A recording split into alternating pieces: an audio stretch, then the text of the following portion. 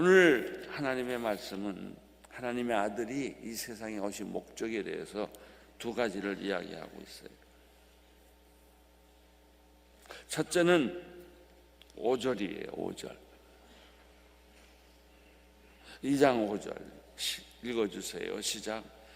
여러분이 알다시피 그분의 죄를 없애시려고 나타나셨습니다. 그러나 그분은 죄가 없었습니다. 죄인은 죄인을 구원 못합니다. 죄가 없으신 분이 구원합니다. 인간은 인간을 구원 못합니다. 하나님이 인간을 구원하십니다. 그러기 위해서는 하나님이 그냥 가만히 있으면 구원이 되냐? 그래, 내가 죄 없다고 하자. 하나님이 이렇게 말 한마디 해가지고 죄가 없어지냐? 안 그래요. 하나님은 그 죄를 없애려고 자기 아들 독생자를 희생시켰어요. 죽였다고요. 피를 흘리게 했다고요. 그 피가 몸값이 되어서 내 죄를 씻어주신 거예요. 여러분, 사랑은 그냥 되는 거 아니에요. 진짜 가치 있는 사랑을 만들려면 대가를 치러야 돼. 눈물을 흘려야 돼. 밤새도록 기다려야 돼. 우리 어머님들이 애가 아프면 밤새도록 잠을 못 자고 열난 애 옆에서 기다리잖아요. 이게 사랑이에요. 우리 아버지는 집 나간 탕자를 밤새도록 기다렸잖아요. 아버지 집은 문 잠그는 법이 없어요. 언제 어느 때 그 아들이 돌아올지 모르니까. 하나님도 우리를 구원하기 위해서 자기를 포기하셨어요. 저는 십자가 사건을 어떻게 해석하면 하나님이 자기를 포기한 사건이다. 자기가 자기를 죽이는 사건이다. 그래서 우리를 구원하려고 하신 것이다. 오늘 말씀에 보면 하나님이 아들 예수 그리스도가 태어난 것은 죄를 없이 하기 위함이다. 우리의 문제는 죄예요. 행위의 죄가 아니라 본질적인 죄예요. 우리는 죄의 DNA가 피가 흐르고 있어요. 여러분, 세상에 갓 태어난 아이가 무슨 죄가 있겠어요? 그건 안 그래요. 그 아이가 사랑을 받다가 동생이 태어나면 동생 눈을 파요. 나 그런 거 봤어요. 그 부모님의 사랑이 동생한테 가니까 그 질투를 누가 가르쳐 줬어요? 부모가 너 동생 눈 파라 그러겠어요? 그러나 인간의 죄성이 내 사랑을 뺏기면 그렇게 무자비해지는 거예요. 어떤 사람이 아기를 낳는데 아기를 첫 낳고 보니까 큰일 났어요. 이빨이 없어서.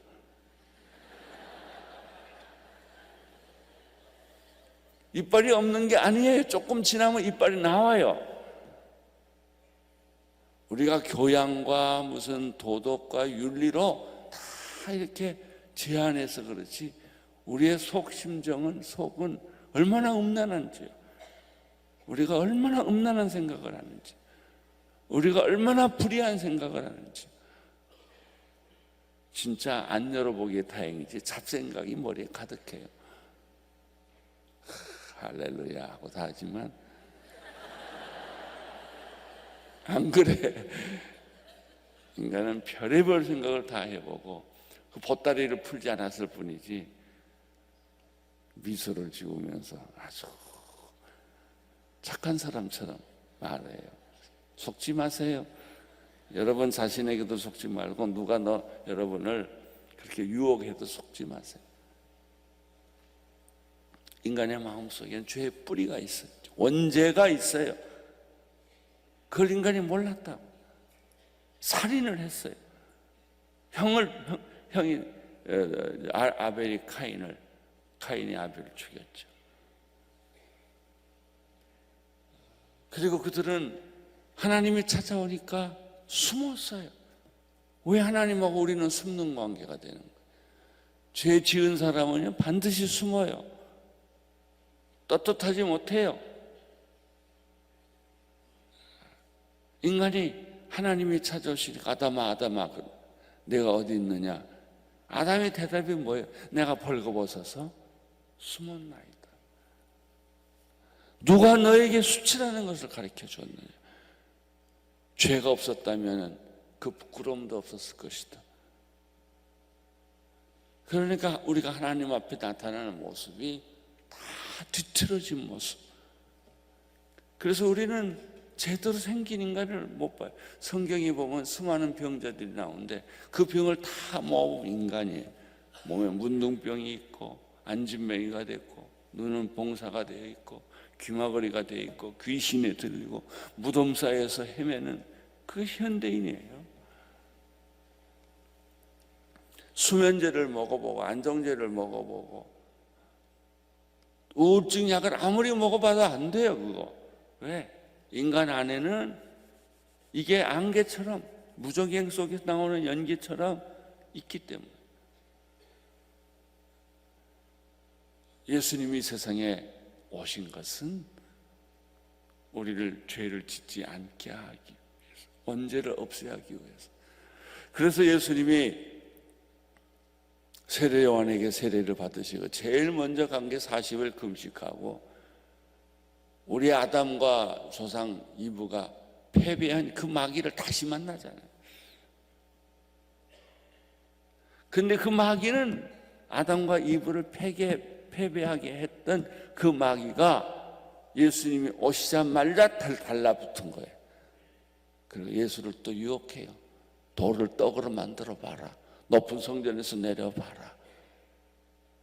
마귀 사탄 경배 사상을 준 거예요. 온 천하를 다 주겠다. 유혹은 얼마나 달콤한지 몰라요. 그러나 유혹의 뒤편에는 비수의 칼이 있어요. 나를 순식간에 동맥을 끊어버리고 죽여버리는, 자살하게 하는 거예요. 우리 집안을 지옥으로 만드는 거예요. 그렇게 사랑하던 사람들 사이를 갈라놓는 거예요. 나는 그게 딱 맞다고 생각해. 불교 같은 데 보면 이거 사대왕인가 무슨 왜 햇발 탁 내밀고 눈가락 크게 뜨고 뭐 이런 거 있잖아요. 그게 인간의 모습이에요. 그런 조각이 어디서 나왔을까? 다 봤으니까 나오지. 내 안에서 그런 모습을 봤으니까. 인류 안에, 인간 안에 이런 그 죄악의 사탄의 모습을 우리가 경험했기 때문에.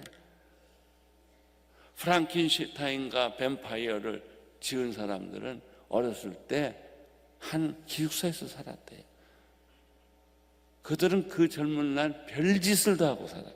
마귀처럼. 그래서 그런 소설을 쓴 거예요. 인간의 그 영혼은 지옥이에요. 우리에게는 평안함이 없어요. 기쁨이 없어요. 인간의 그 내면의 세계는 불타는 지옥 구덩이 같아요. 그래서 예수님께서 오늘 5절에 보면은 여러분 알다시피 그분은 죄를 알지 못했습니다. 죄를 없이 하려고 나타났습니다. 할렐루야. 여러분 이런 나를 구원하기 위하여 여러분 내 내면의 세계와 내 머리의 뚜껑을 열면 독사들이 나타나고 뱀들이 나타나고 벌레들이 나타나고 그 나를 다 파먹고 말아요. 무서워요. 제가 지난번에 수술 받고 한참 아플 때 수면 잠자는 약을 계속 주니까 한참 지나니까요. 그 다음부터는 다 귀신들이 보이더라고요. 그래서 의사가 나를 정신병 취급했어요. 미국에서, 일본에서. 왜? 내가 변하니까. 그리고 영적 실제를 보기 시작을 했어요.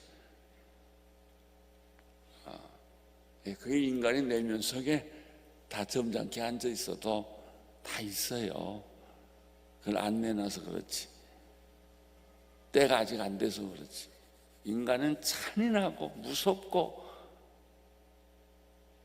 죽이는 그 영이 있어요. 이거를 누가 막을 수 있어요? 아담과 이브가 지은 원죄를 누가 막을 수 있어요? 예수님이에요. 그래서 예수님이 오자마자 마귀가 광야에서 예수하고 일장 대결하잖아요. 여지없이 예수님은 마귀의 목을 확 짓밟아 버렸죠. 그래서 시험이 오자마자 예수님은 하나님의 말씀으로 사람이 떡으로만 사는 것이 아니요 하나님 입으로 나오는 모든 말씀으로 사는 것이다. 사탄아 물러가라. 우리가 경배할 대상은 하나님 한 분뿐이시다. 이렇게 말씀함으로 사탄의 세력을 꺾었어요. 할렐루야. 그래서 그 하나님에 속한 사람들은 예수에게 속했기 때문에 어저께 큐티한 것처럼 예수는 생명이요, 예수는 사람들의 빛이기 때문에 예수님이 내 안에 들어오면 내 안에 어둠의 세력이 순식간에 사라져요. 캄캄한 밤에 전깃불 켜봤어요. 순식간에 어둠이 사라지잖아요. 여러분 안에 어둠이 사라질지어다. 죄가 사라질지어다. 그 흉하고 벌레 같고 악하고 그런 짐승들이 여러분 몸에서 들어오지 못하게 해요. 마귀가 나를 만지지도 못하게 해야 돼요. 여러분 성령 받은 사람들, 예수님을 아는 사람들은 죄 질 생각을 안 해요. 우리는 어떻게 진짜 칠까 말까 에라 진짜 이러고 살아요. 수없이 내면의 세계에서 우리는 죄 문제 가지고 고민을 해요. 수없이 고민해요. 그러나 예수님의 세상에 오신 목적은 우리를 죄에서부터 자유케 하기 위하여, 보호하기 위하여 세상에 왔다는 것입니다. 1절에 누구든지 죄를 짓는 사람은 불법을 말하는 것이요 행하는 것입니다. 죄는 불법입니다. 할렐루야. 우리 안에 있는 죄가 다 이 불법이 사라져야 돼요. 그래야 여러분이 깨끗하게 살 수 있어요. 이 파도가 치고 폭풍이 치는 험난한 세상에서 예수님과 더불어 평화, 샬롬을 경험할 수가 있어요. 돈을 아무리 쌓고 권력을 아무리 가지고 있어도 여러분 마음속에 있는 불안은 제거할 수 없어요. 예수님이 계셔야 불안이 사라지고, 예수님이 계셔야 우리 안에 복수의 영이 사라지고 분노의 영이 사라지고 예수님처럼 우리가 새 인간이 되는 거예요. 여러분 우리의 꿈은 오리지널 인간으로 돌아가는 거예요.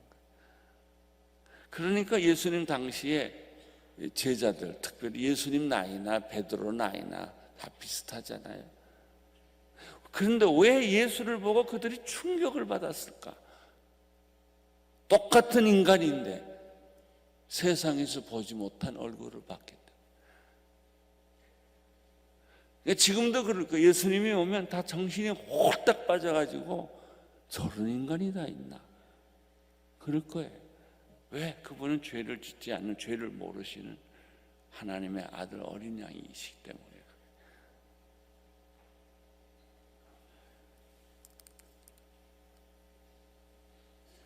6절을 보십시오. 누구든지 그리스도 안에 거하는 사람은 죄를 짓지 않습니다. 이 말 믿으세요. 여러분 예수님 안에 있으면 우리가 그래 예수 믿고도 또 우리는 그건 예수 믿고도요 우리는 말을 안 할 뿐이지 내면의 갈등은 계속 있는 거예요. 할까 말까 죄 질까 말까 마귀를 받아들일까 말까 계속 있어요. 그러나 오늘 믿으세요. 예수 그리스도 안에 있는 자들은 불법을 행하는 자도 없고 죄를 짓지 않는다. 죄를 짓는 사람은 누구든지 그분을 본 적도 없고 그분을 안 적도 없다. 예수를 모르면 죄 져요. 죄를 짓게 된다. 교양으로 아무리 눌러도, 종교로 아무리 눌러도 인간 속에 있는 이 나도 나를 감당할 수 없는 이 무서운 자살의 영, 공격의 영, 배신의 영, 질투의 영, 이런 걸 막을 수 없어요. 예수 믿어야 돼요. 예수님이 내 안에 있어야 돼요. 예수님의 생명이 내 안에 있어야만, 그 생명은 사람들의 빛이에요. 그 빛 가운데 있어야 되는 거예요. 제가 그 대학 때 예수를 만났는데요, 바로 마귀가 날 찾아오더라고. 그래가지고 내가 대학 때 폐병 걸렸어요. 그때 제가 사탄하고 정면으로 대결한 적이 있는데, 갑자기 그렇게 성령 충만했는데 갑자기 무섭고 떨리고 겁이 나고 어쩔 줄을 몰라요. 그래서 그때 같이 있었던 홍정기 목사님은 야 너 왜 그러냐. 내가 너무 벌벌 떠니까. 그래서 얼른 뛰어나온 게 뭐냐면 그 전기 빛 밑으로 갔어요. 성경 읽기 시작했어요. 그 사탄이 내 목을 꽉 쥐고 있는 걸 내가 경험했어.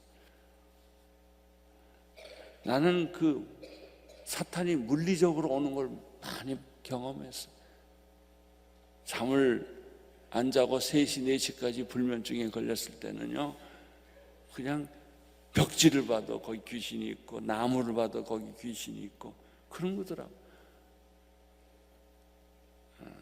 그게 영적 현실이에요. 사랑하는 성도 여러분, 예수님이 오신 세상에 오신 목적을 잊지 마세요. 그분이 우리로 온 것은 죄를 짓지 않게 하기 위하여, 죄와 나를 분리시키기 위하여. 사랑하는 성도 여러분, 원죄는 사라졌어요. 죄의 뿌리는 뽑혔다고요. 나무 뽑아보세요. 갑자기 그 나무 잎이 노래지지 않아요. 시간이 지나면 노래져요.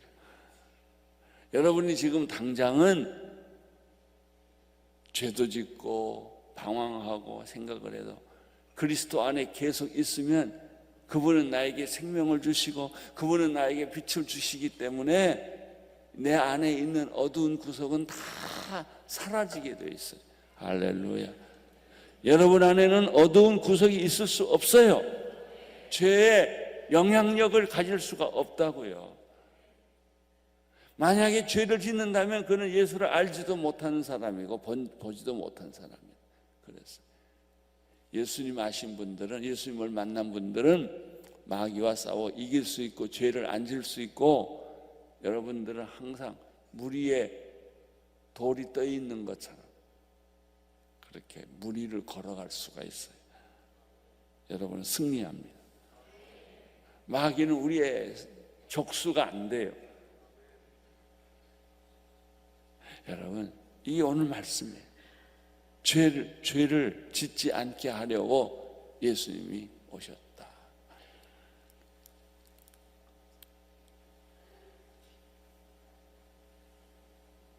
7절 자녀들이여, 여러분은 어느 누구에게도 속지 마십시오.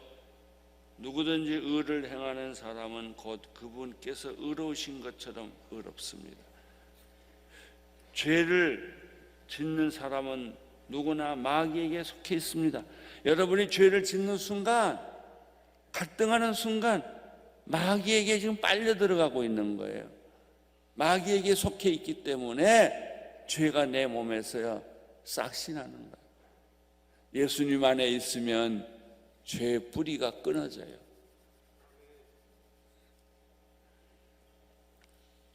이런 사람도 있어요. 그저 캄캄한 방에 불을 켜놨는데 아무리 켜놔도요, 전등이 필라멘트가 끊어지면 또 캄캄해요. 이 간을 아픈 사람들은 이 간이 아주 400개의 대형 화학 공장인 것 같아. 근데 아무리 불이 많으면 뭐예요? 전등이 다 꺼져, 필라멘트가 꺼지고 전등이 수명이 다하면 꺼지는 걸. 그래서 우리는 예수 믿으면서도 교회 나오면서도 계속 죄질까 말까, 죄질까 말까 그런 갈등을 계속하는 거예요. 여러분 오늘 필라멘트가 끊어진 전등이면 빨리 가세요. 갈고 죄질까 말까. 어떤 사람은 사랑해서는 안 될 사람을 사랑하면 새벽 기도 와요. 주여, 내가 어떻게 하면 좋습니까? 뭘 어떻게 하면 좋아요? 안 하면 되지. 그런 거 가지고 관심 고민하지 마세요. 그것도요, 한눈 뵙게 보면 아무것도 아니에요. 사랑한다는 거, 저 사람 없으면 못 살겠다는 것도 지나보면 아무것도 아니에요. 잠깐 씌어버린 거예요. 속은 거예요. 속은 거예요. 하나님만 보는 눈이 있게 되기를 바라고, 예수님의 빛 속에 있게 되면, 빛이 뭐가 특징인 줄 아세요? 태양이 지면 곰팡이가 다 없어져요. 우리 영혼에는 곰팡이가 너무 많아. 습죠. 마귀가 살기 좋은 집을 만들어 놨어요. 오늘 가서 집에 청소하세요.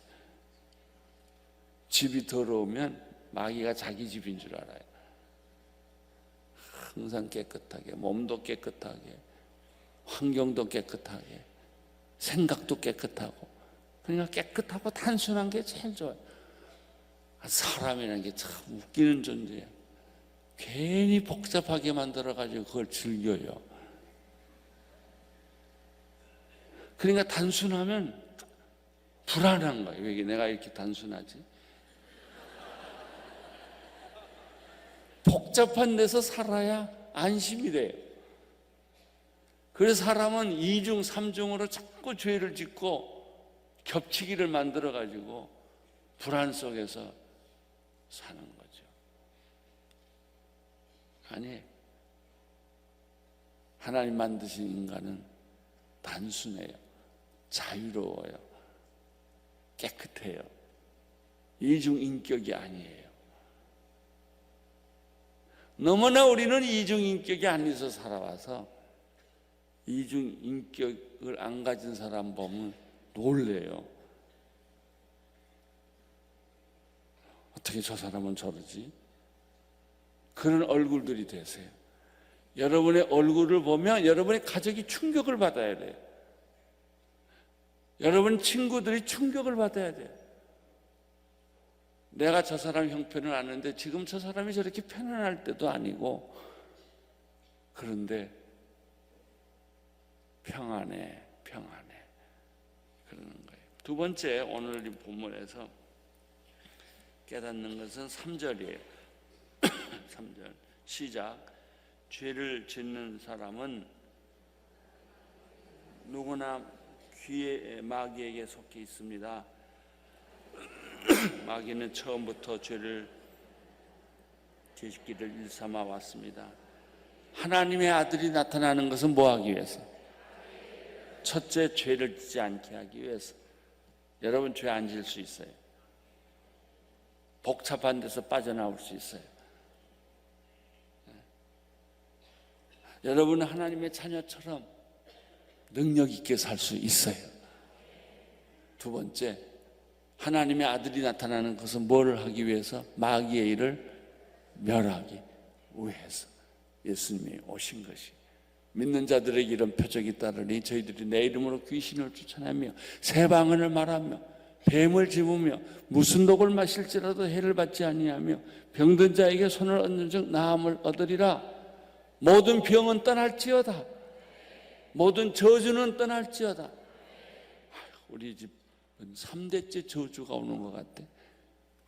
그 생각 자체를 버리세요. 내가 생각하는 게 내 미래예요. 여러분이 불안하면 불안이 찾아와요. 여러분이 믿음을 가지고 있으면 믿음이 와요. 미래는 내가 어떤 선택을 하느냐에 따라서 만들어지는 거예요. 마태복음 9장 12, 13절에 보면 예수께서 이렇게 말씀하셨습니다. 이 말을 듣고 예수께서 말씀하셨습니다. 건강한 사람에게는 의사가 필요하지 않으니 병든 사람에게는 의사가 필요하다. 너희는 가서 내가 원하는 것은 제사가 아니라 자비다 하신 말씀이 무슨 뜻인지 배워라. 나는 의인을 부르러 온 것이 아니라 죄인을 부르러 왔다. 아멘. 바로 납니다. 예수님은 나를 위해서 오셨습니다. 나는 마귀의 노예가 되어서 종로 타고 살고 있었는데 술 먹어라 그러면 술 먹고, 담배 먹어라 그러면 담배 꽁초 하나 주워 먹으려고 얼마나 비참하게 사는데요. 그거 다 마귀의 노예가 되어 있는 거예요. 여러분은 중독에서 벗어날 수 있어요. 심각한 우울증에서 벗어날 수 있어요. 이미 하나님 그렇게 하셨어요. 나는 죄인을 부르러 온 것이 아니라 의인을 부르러 온 것이 아니라 죄인을 부르러 왔다. 마가복음 10장에서는 또 무슨 말씀이 있어요? 45절 인자 역시 섬김을 받으러 온 것이 아니라 섬기러 왔고 많은 사람을 구원하기 위해 자기 몸값을 몸값으로 자기를 치르기 위해서 생명을 주려고 왔다고 했어요. 예수님은 우리를 섬기려고 왔어요. 그러니까 마귀에게 걸리는 방법은 뭐예요? 내가 섬김 받으면 마귀한테 딱 걸리는 거예요. 교만하면 마귀한테 딱 걸리는 거예요. 반대로 가요. 십계명 지키면 마귀가 못 와요. 1계명부터 10계명까지 얘기가 뭔지 아세요? 하나님이 마귀를 퇴치하는 방법이 10계명이에요. 10계명대로 사세요. 그럼 마귀가 근접도 못해요. 여러분의 인생을 건들지 못해요. 오늘 좀 많이 했네.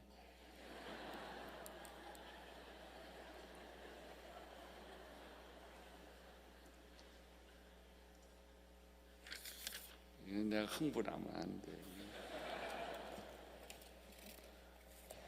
누가복음 19장 10절에는 그런 말이 있죠. 인자는 잃어버린 자를 찾아 구원하러 왔다. 할렐루야. 그때 우리는 어떻게, 주여 그게 납니다. 나는 잃어버린 자입니다. 잊혀진 자입니다. 나는 죄인입니다. 나는 오만한 인간입니다. 이제 오셔서 나를 지배해 주십시오. 구원해 주십시오. 어둠은 물러가게 해 주십시오. 거미줄은 다 치워지게 해 주십시오. 여러분, 인간의 마음속에는 숨어있는 방들이 있어요. 그 방은 꽁꽁 잠가둬요. 안 열어놔요. 그리고 사람들은 그 자기가 옛날에 받았던 상처를 방에다 딱 모셔다 놓고 그걸 혼자 열어봐요. 또 울고 혼자 열어보고 통곡하고, 그리고 절대 안 버려. 우리가 교회에 수고하고 무거운 짐을 다 버리기 위해서 왔는데 한바탕 하나님 앞에서 통곡하지 울고, 뭐 나는 이랬습니다 저랬습니다. 그러고 나갈 땐 또 싸가지고 나가. 버리세요. 여러분, 과거 버리세요. 상처 버리세요. 여러분의 머릿속에 떠오르는 과거의 망상 버리세요. 여러분하고 상관없어요. 인자에 온 것은 요한복음에 보면 생명을 주려 합니다. 오늘 말씀은 죄를 짓지 않게 하려 합니다. 아들이 온 것은 마귀의 일을 멸하러 합니다. 할렐루야. 이게 성탄이에요. 여러분, 살아있는 파수꾼 되지 마세요. 파수꾼이 돼가지고 망대에서 졸면 있나 없나 마찬가지예요. 지키세요. 여러분, 자신을 지키고 교회를 지키고 가정을 지키고 여러분의 인생을 지키세요. 이리떼들한테 도적놈들한테 뺏기지 마세요. 그건 내 책임이에요. 내가 이 자기를 지켜야 돼요.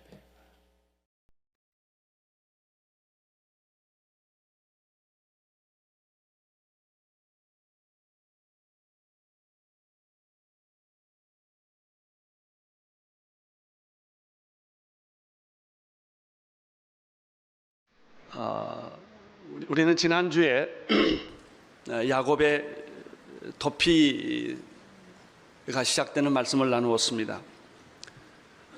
오늘은 도피하던 중에 야곱이 만난 하나님에 대한 얘기를 나누겠습니다.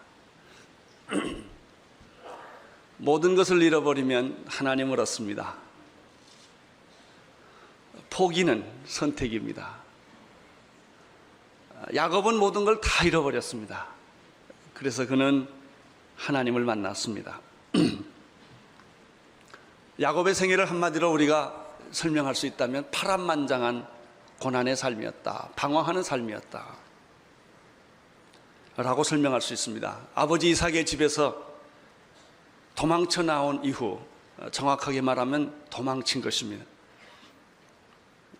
점잖게 말하면 나간 거고요.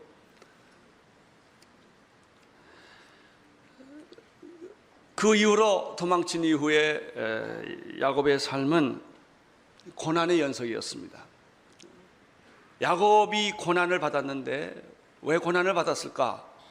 최소한 두 가지를 우리가 생각할 수 있습니다. 첫째는 야곱의 실수 때문에, 죄 때문에 고난을 받았다. 실수는 용서가 됩니다. 실수는 실패가 아닙니다. 그러나 우리가 배워야 할 교훈이 하나 있습니다. 죄를 짓고 실수를 하면 대가는 치른다는 것입니다. 고통을 겪습니다. 야곱은 교활한 그의 성격 때문에 잘못된 방법으로 형 에서를 속인 죄가 있습니다.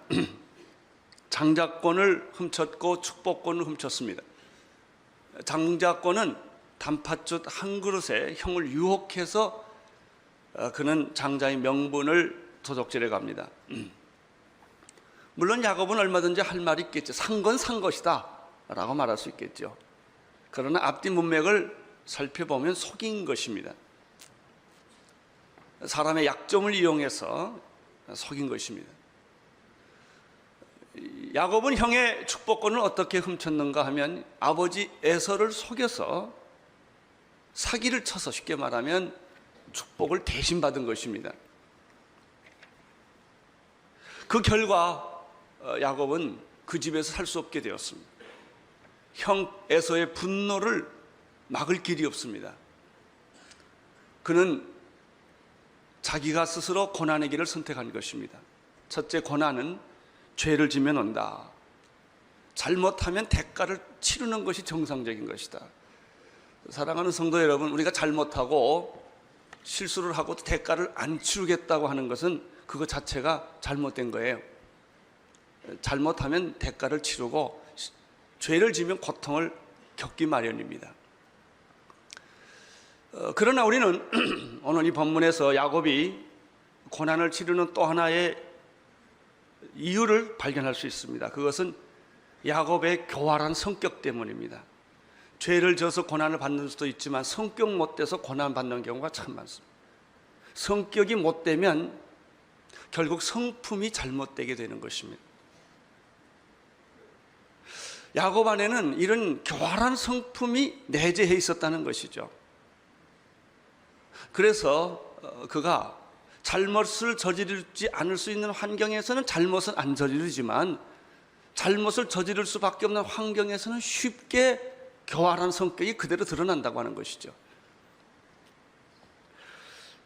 우리는 야곱의 이러한 그 성격, 두 가지 성격이 야곱 안에 있습니다. 하나는 착하려는 속성이 있지만 악한 성격이 더 앞지른다고 하는 것이죠.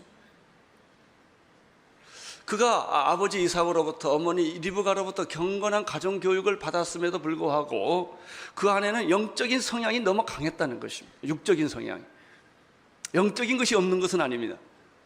그는 하나님의 축복도 알았고 장자권도 알았고 하나님한테 축복받는다는 것도 알면서도 그의 성품 안에는 너무나 육적인 것, 세상적인 것, 이런 성품이 너무 강하게 그 안에 흐르고 있었다고 하는 점입니다. 끊임없이 육신의 소욕이 흘러넘쳤습니다. 그래서 쉽게 실수하고 넘어질 수 있는 가능성이 야곱 안에는 너무 많이 있었던 것이죠. 죄는 인간 안에 죄의 성품을 만듭니다. 이것은 오랜 세월 동안 쌓고 쌓아지는 것입니다. 죄의 성품을 가진 사람들은 유혹을 받으면 쉽게 무너지는 까닭이 여기 있습니다. 잘못된 줄 알면서도 죄를 짓고 그렇게 해서는 안 되는 줄 알면서도 그 육의 욕망이 너무나 강하기 때문에 쉽게 그는 죄를 짓고 마는 것입니다.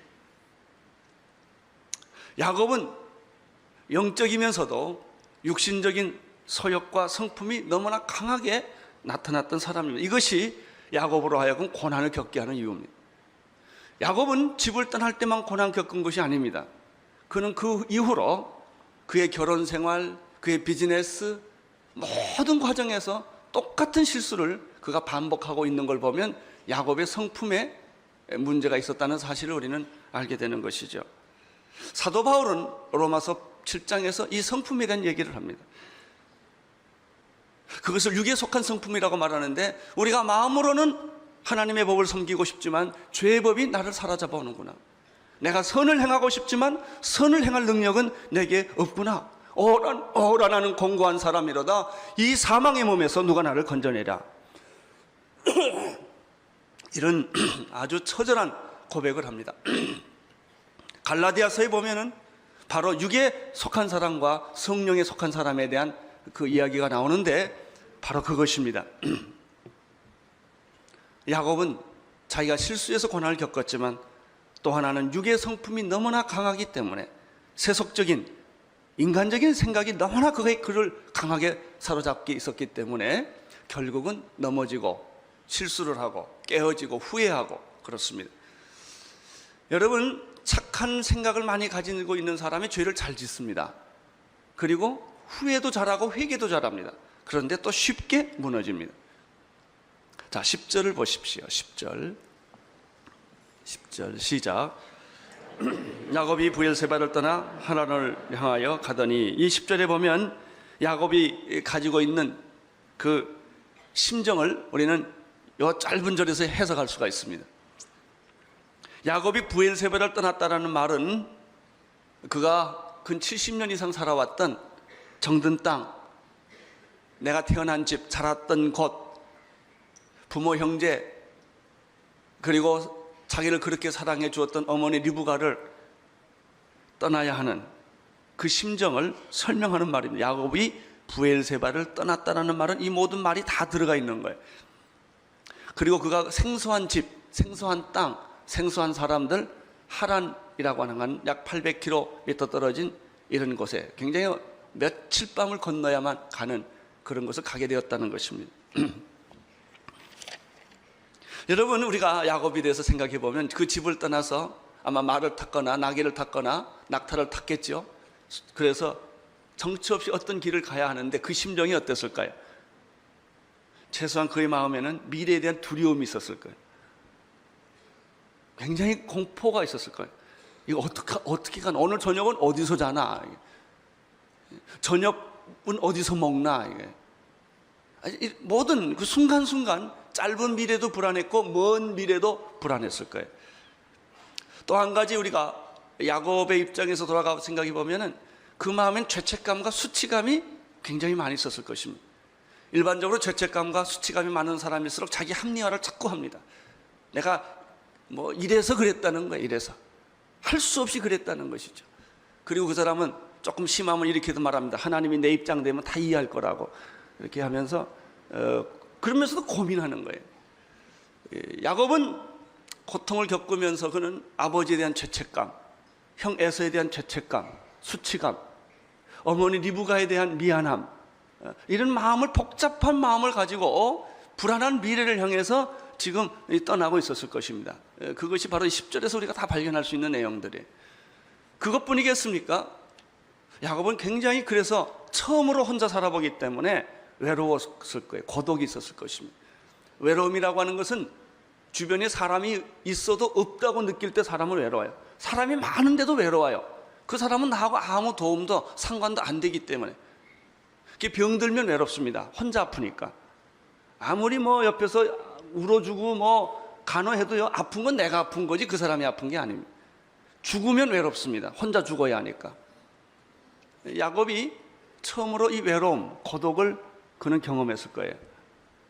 그리고 야곱이, 우리가 상상을 해보면 또 하나 감졌던 감정은 만사가 다 없는 거예요. 집도 없지요, 이불도 없지요, 빨래는 어디 가서 하냐, 밥은 어디 가서 지어 먹느냐. 해만 지면 불안해지고, 내게 부족함이 없으리다, 여호와는 나의 목자신. 이런데 이 사람은 부족한 것으로 가득 찬 사람. 지금 이런 마음을 가지고 그는 지금 집을 떠나간 것입니다. 야곱의 가장 큰 문제는 오늘 저녁에 어디서 자느냐는 문제.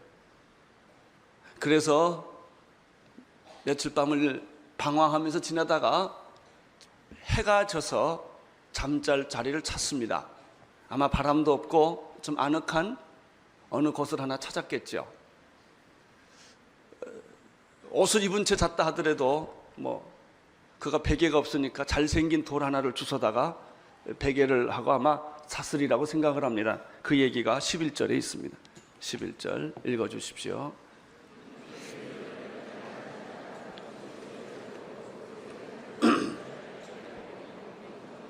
한 곳에 이르러 들녘일 것입니다. 집이 아닙니다. 해가 졌습니다. 거기서 유숙하려고 돌을 하나 취해서 베개를 삼고 누웠다라고 말했습니다. 여러분, 야곱이 누웠을 때 그가 볼 수 있는 것은 무엇이겠습니까? 하늘에서 찬란하게 빛나는 별일 거예요.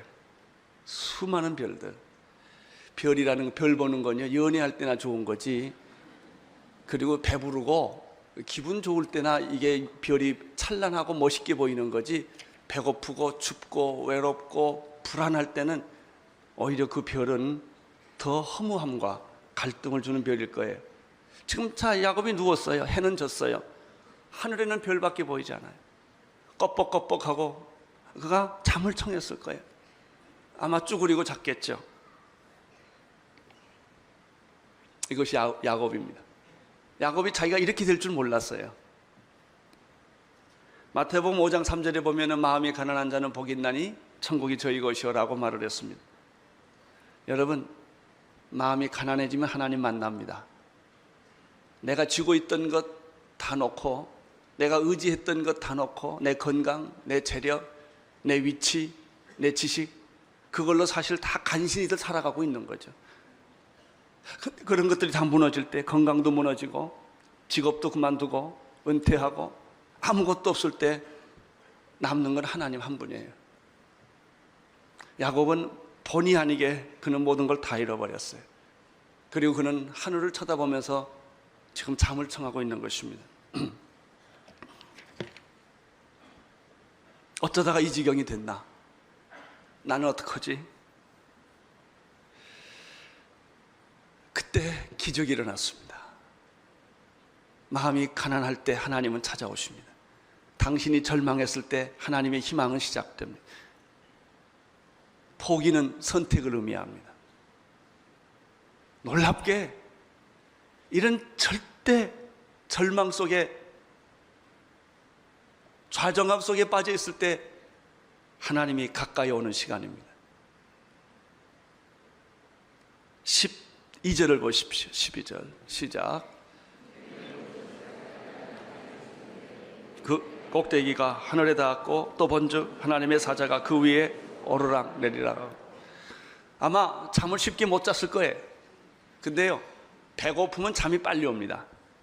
금식해 보시면요, 금식하면 잠이 쉽게 옵니다. 배고프니까 잠잘 게밖에 없어요. 이 야곱이 순식간에 잠을 들었어요. 잠을 들자마자 그가 꿈을 꾼 거예요. 야곱이 지나온 삶 속에 꿈을 왜 오늘만 꿨겠습니까? 별 꿈을 다 꾸고 살았겠죠. 근데 오늘은 독특한 꿈을 꾼 거예요.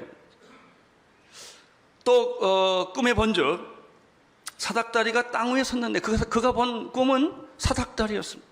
근데 사닥다리가 땅에 시작해서 하늘 꼭대기까지 이어진 그 사닥다리 꿈을 꾼 거예요.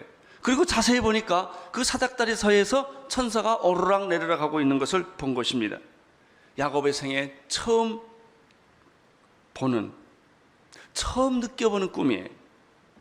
그건 새로운 세계였고 신비의 세계였습니다. 야곱의 배고픔, 외로움, 후회, 수치감 이런 것을 다 잊어버리게 하는 그런 꿈이었어요. 아마 우리가 야곱으로 돌아가 보면 야곱은 최소한 두 가지를 느꼈을 거예요. 하늘이 참 높다, 아마 그런 걸 느꼈을 거예요. 하늘에 도달하는 것은 불가능하구나. 땅과 하늘이 만나는 것은 불가능하구나. 아마 그 하늘이 사닥다리가 걸린 걸 보고 그가 제일 처음 느낀 것은 인간은 하늘에 갈 수 없구나라는 걸 느꼈을 거예요. 그러면서 동시에 다행히도 사닥다리 하나가 있는 걸 보고 아, 하나님께 가는 길이 하나 있긴 있구나 라고 하는 것을 그가 느꼈을지 몰라요.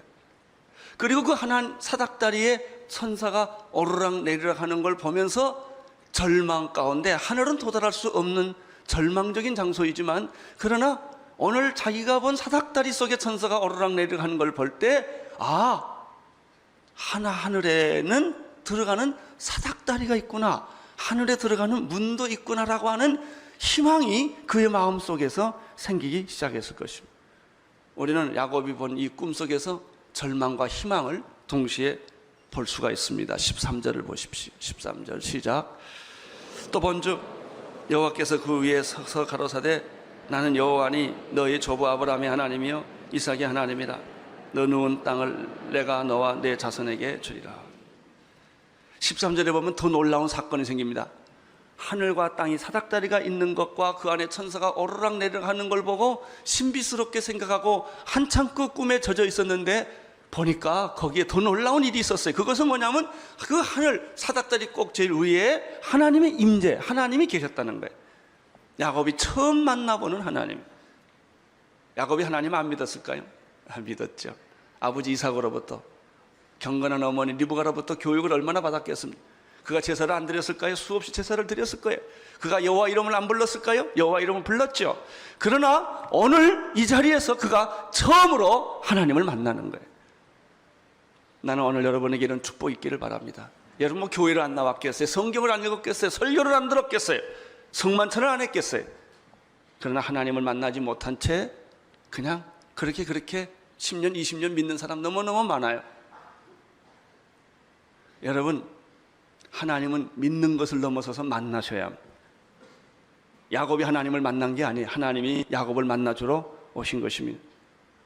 그럼 그전에는 하나님이 야곱에게 안 왔을까요? 아니에요. 왔죠. 근데 야곱이 자기가 잘난 맛에 하나님을 못 알아본 거예요. 마음이 가난하지 않는 사람은 하나님 몰라요. 죽을 병에 걸려봐야 하나님이 심각한 거예요. 죽음에 겹쳐봐야 부도가 나고 인간관계가 깨지고 이혼을 하고 자식들은 흩어지고 이런 심각한 상황이 들어오면 그때야 하나님이 그때 오신 게 아니에요. 이미 오셨는데 그때야 눈을 떠서 하나님을 보기 시작하는 거예요. 나는 미리 하나님을 보게 되기를 축원합니다. 그때 가서 보지 말고 하나님은 그때 말씀하는 게 지금도 말씀하고 계세요. 여러분을 찾고 계세요. 야곱이 집을 떠나가고 자기가 정말 외롭고 고독하고 고통스러운 그 환경 속에서 아무 누구도 자기 친구가 되어주지 아니하고 홀로 섰을 때 그가 하나님을 이제 보게 된 것입니다. 하나님은 여기 계십니다. 여러분의 인생에 가장 가까운 곳에 계십니다. 오늘 나는 여러분들이 하나님을 만나기를 바랍니다. 야곱이 이제 그 하나님을 처음 만났는데 놀라운 사실은 하나님이 말씀한다는 거예요. 야곱에게 하나님은 말씀하십니다. 두 가지 말씀을 해주셨습니다. 첫째, 야곱에게 이런 말씀을 하십니다. 나는 너희 조상의 하나님이다. 아브라함의 하나님이다. 너희 조부 아브라함의 하나님이여 네 아버지 이삭의 하나님이다 라고 하나님은 자기를 소개하십니다. 그렇습니다. 우리 하나님은 탁월의 하나님 아닙니다. 우리 하나님은 명상 종교의 하나님 아니십니다. 그것은 우리 하나님은 불가지론자의 하나님도 아닙니다. 우리 하나님은 창조주 하나님이십니다. 나를 지으신 하나님이십니다. 아브라함의 하나님, 이삭의 하나님, 야곱의 하나님, 산자의 하나님, 죽은 자의 하나님이 아니라 산자의 하나님, 철학자의 하나님이 아니라 내 하나님.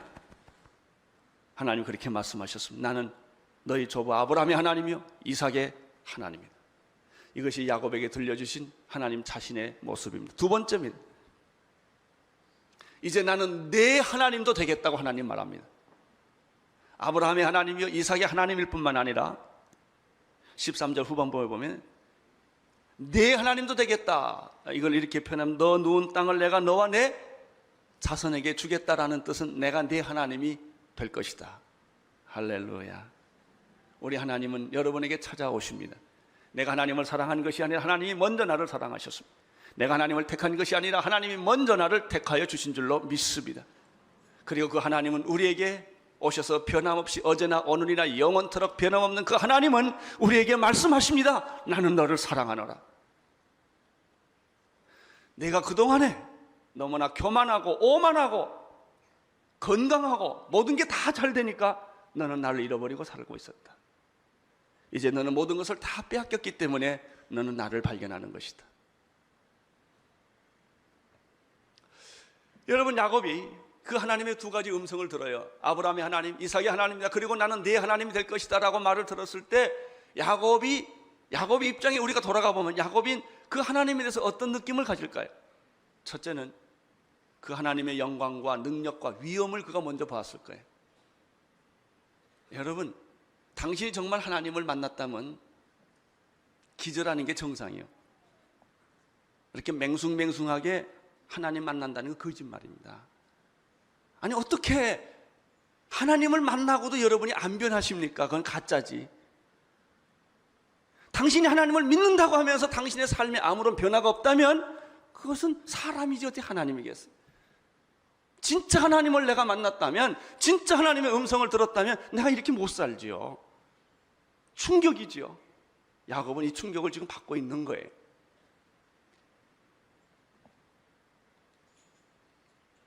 여러분, 믿음이라고 하는 것은 하나님을 만남으로부터 시작되는 거예요. 나는 여러분들이 정말 하나님을 만나는 그런 경험이 있게 되기를 바랍니다. 하나님을 알고 하나님을 믿는 단계를 넘어서서 하나님과 이렇게 만나보는 경험을 하셔야 돼요. 언제 만나느냐?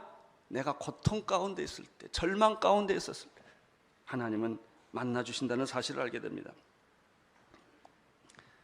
또 하나 야곱이 놀란 것은요, 그 하나님이 나와 상관이 있다는 사실 앞에 야곱은 놀랐을 거예요. 우리의 조상의 하나님일 뿐만 아니라, 그리고 지금 내가 누워있는 이 땅을 너와 내 자신에게 줄 것이라고 하는 그 말씀을 들으면서 그 하나님은 저기 계시는 분이 아니라 여기 계시는 분이요, 나와 함께 계시는 분이라 하는 사실을 그가 알게 되었을 것입니다. 세 번째 더 놀라운 말씀이 15절에 있습니다. 15절 읽어주십시오. 시작. 네. 너를 이끌어 이 땅으로 돌아오게 할지라 내가 내게 허락한 것은 다 이루기까지 너를 떠나지 아니하리라. 하나님은 조건 없이 약속해 주시고 보호해 주시고, 야곱은 한 것이 아무것도 없는데 일방적으로 축복해 주시겠다는 선언을 듣습니다. 이 15절에는 네 가지가 있어요. 첫째는 내가 너와 함께 있을 것이다. 두 번째는 내가 어디로 가든지 난 너를 지켜주고 보호해 줄 것이다. 세 번째는 너를 이끌어 다시 이 땅으로 돌아오게 해 주실 것이다. 네 번째는 이 약속이 다 이루어질 때까지 나는 너를 떠나지 않을 것이다. 할렐루야. 이분이 하나님이십니다. 오늘 처음 만났는데 이 말씀해 주시는, 나는 여러분이 이 음성을 듣게 되기를 바랍니다. 내가 너를 축복하며 너를 지켜주며 너를 다로 돌아오게 하며 내가 너로 나의 자녀로 삼으며 두려워 말라, 놀라지 말라, 나는 결코 너를 떠나지 않을 것이다. 이분이 하나님이세요. 그러니까 정말 하나님을 만난 사람은 이 음성을 듣는 거예요. 이 메시지를 받는 거예요. 광야 같은 이 세상에서. 그래서 우리는 흔들리지 않고 담대하게 세상에 빠지지 않고 살아갈 수 있는 이유가 하나님은 이런 분이시기 때문에 그런 것입니다.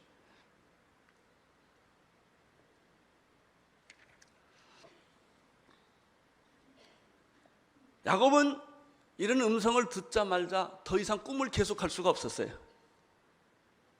그래서 야곱은 자기 꿈을 깨기로 결정을 합니다. 벌떡 일어났습니다. 16절, 17절입니다. 시작. 야곱이 잠을 깨 가로되 여호와께서 과연 여기 계시니거늘 내가 알지 못하였도다.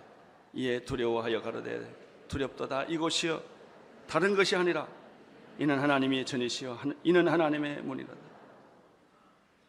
야곱이 꾼 꿈은 백일몽이 아니었다는 얘기입니다. 야곱이 꾼 꿈은 개꿈이 아니었다는 거예요. 그것은 진짜였습니다. 야곱에게 있어서 꿈과 현실은 하나입니다. 꿈에서 환상을 봤지만 그것은 현실로 이어지는 비전이었어요. 그렇습니다. 나는 여러분에게도 이런 하나님의 환상과 비전이 있게 되기를 축원합니다. 에스겔, 이사야 모든 하나님의 사람들에게는 이런 환상과 꿈이 있었습니다. 그는 꿈을 깨기로 결정한 거예요. 그리고 이렇게 고백합니다. 하나님께서 과연 여기 계시니 그동안 내가 하나님을 몰랐구나. 내가 그렇게 온누리교회를 다녔고 집사도 했고 장로도 했고 목사도 했고 다 했는데 하나님 몰랐구나.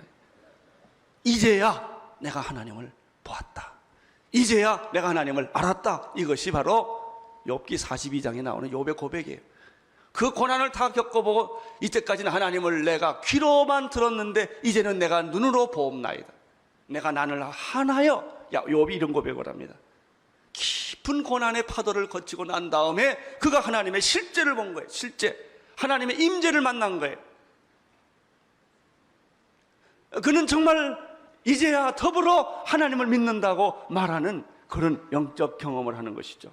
여러분, 변화란 바로 이때 오는 거예요. 지식이 사람을 변화시키지 않아요. 깨달음이 사람을 변화시키는 게 아닙니다.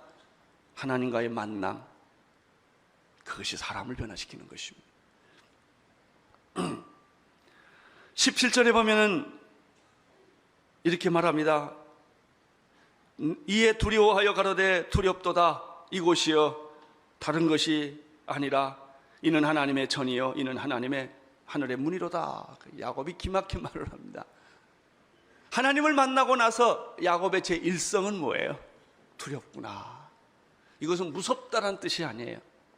하나님의 위대하심, 하나님의 능력, 하나님의 현존, 하나님의 그 영광을 보고 경외감이 생기는, 신앙인의 바른 태도는 경외감입니다. 절대로 방자하지 않습니다. 오만하지 않습니다. 어떤 사람은 예수 믿고 굉장히 방자한 사람들만 말 함부로 하고 남에게 상처 주고, 그것은 그가 하나님을 안 만났다는 증거예요. 하나님을 만난 사람은 겸손합니다. 하나님을 만난 사람은 두려움, 하나님을 경외하는 그런 마음으로 가득 차 있어.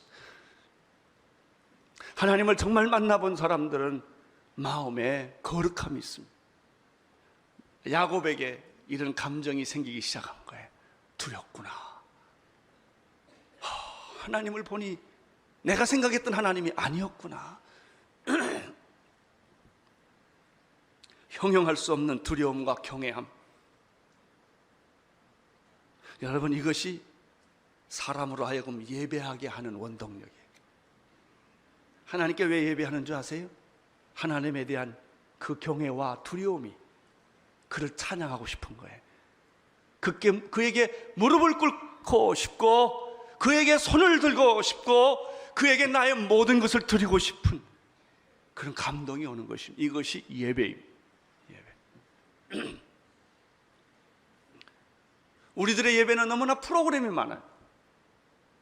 우리들의 예배는 너무나 인위적이고 조작적인 것이 많아요. 사람은 있는데 하나님이 안 보여요. 멋있고 매력은 있는데 감동과 은혜가 적을 수가 있습니다.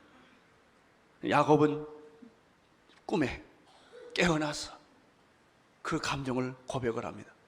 두렵구나. 놀랍구나. 하나님이 이렇게 위대한 분이시고 이렇게 영광스러운 분인 걸 내가 이제야 알겠구나 라고 야곱이 말합니다.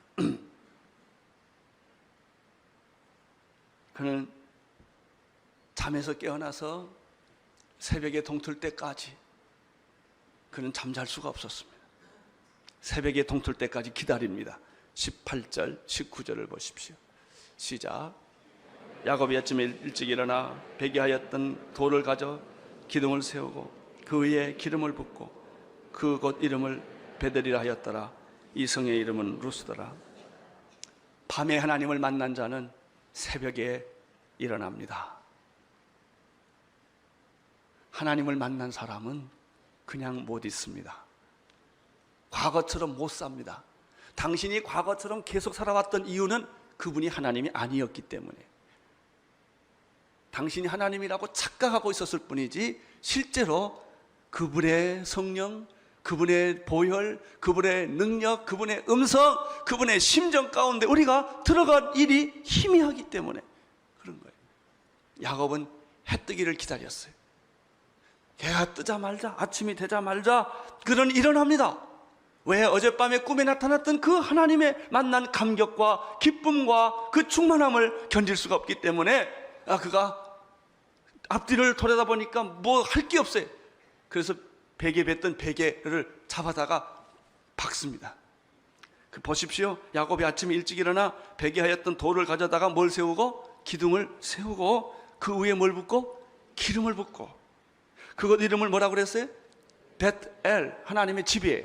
여기는 하나님의 집이라고 이름을 부르고 그가 거기에 단을 쌓고 예배하기 시작하는 거예요. 하나님을 만나면 첫 번째 일어나는 사건은 두려움과 경외함이에요. 두 번째 하나님 만남에 일어나는 사건은 예배입니다. 예배가 일어나요. 내 안에서 예배가 일어나요. 여러분, 예배 드리는 장소에서 예배 드리는 것이 아니라 예배 드리는 곳이 예배하는 장소입니다.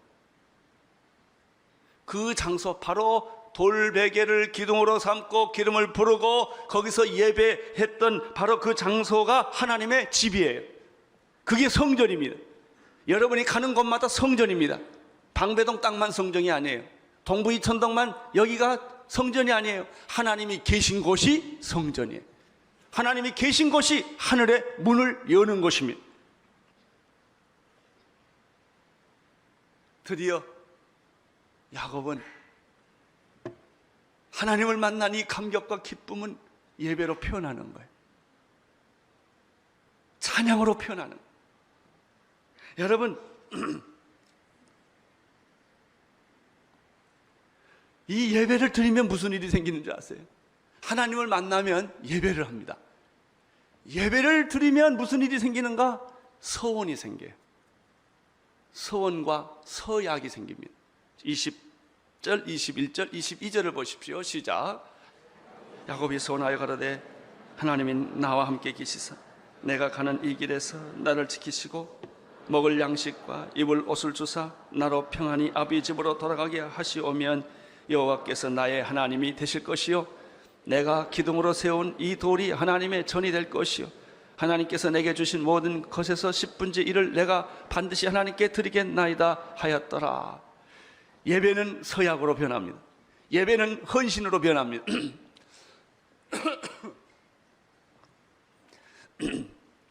야곱은 그 순간에 돈 가지고 있는 사람이 아니에요. 건물 있는 사람, 아무것도 없는 사람이요. 여러분이 뭐가 있어서 헌신하는 거 아닙니다. 뭐가 있어서 헌금하는 거 아니에요. 하나님을 만나는 그 감격이 나로 하여금 내 몸을 헌신하게 하고 내가 가지고 있는 모든 것을 하나님께 드리고자 하는 그런 약속을 하게 하는 것입니다. 야곱에게 이런 것이 있었어요. 내가 하나님을 만났다 이거예요. 내가 하나님이 나를 만나러 오셨다는 것이죠. 나는 하나님께 한마디도 안 했는데 하나님은 나에게 그냥 하늘에 비를 쏟아 주시듯이 그냥 축복을 4가지나 예언해 준 거예요. 그래서 야곱이 이렇게 말합니다.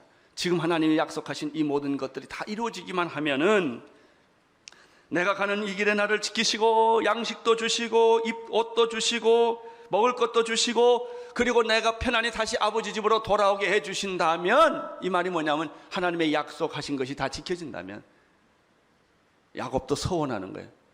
내가 하나님을 나의 하나님으로 평생 섬기겠습니다.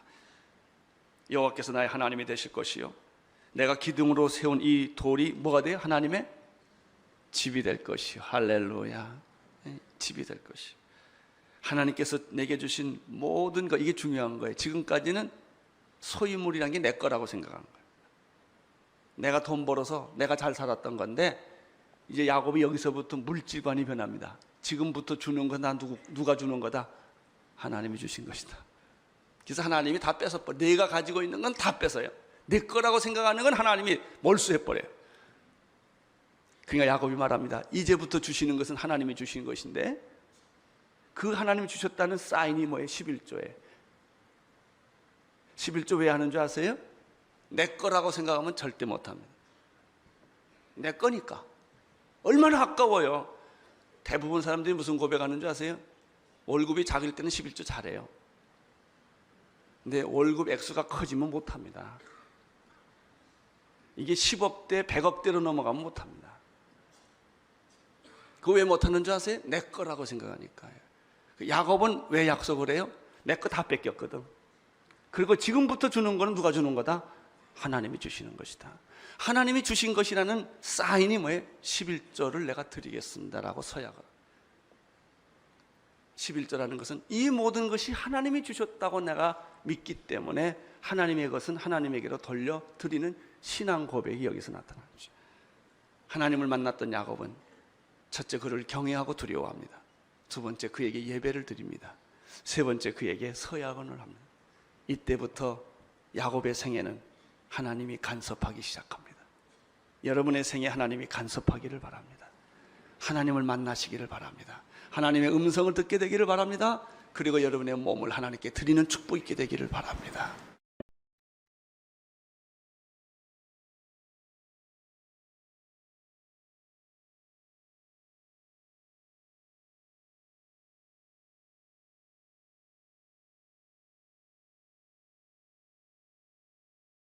사도행전은 저희들이 지금 12장까지 공부를 했는데 1장 8절을 중심으로 말씀이 성취된 책입니다. 사도행전 1장 8절은 오직 성령이 너희에게 임하시면 너희가 권능을 받고 예루살렘과 온 유대와 사마리아와 땅끝까지 이르러 내 증인이 되리라 라는 말씀이 기록되어 있습니다. 이 말씀이 성취된 책이 바로 사도행전입니다. 1장부터 7장까지의 말씀은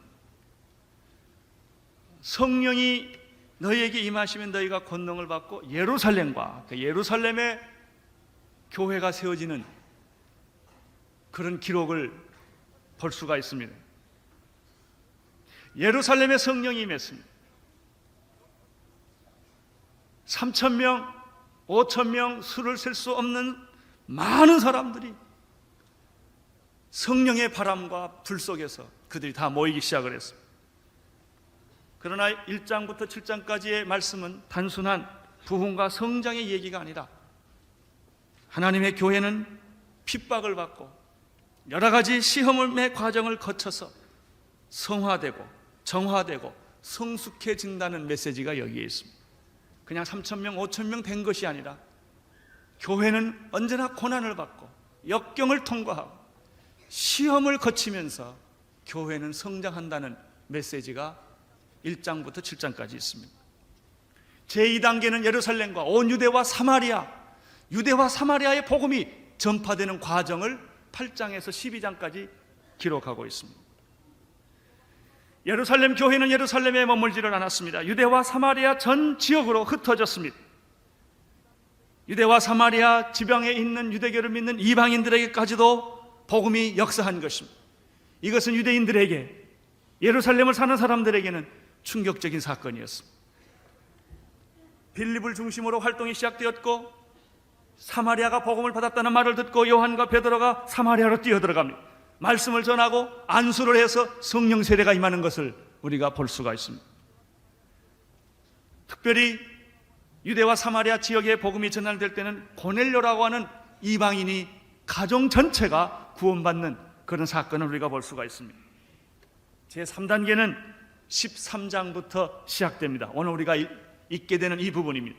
13장부터 사도행전이 끝나는 28장까지의 말씀으로서 복음은 드디어 이방인의 땅끝까지, 이방인의 모든 열방의 세계까지 이 복음이 확산되고 전파되고 나타난다고 하는 이 사도행전 1장 8절의 마지막 땅끝까지 복음이 증거되는 그런 역사를 여기서 보여주고 있습니다.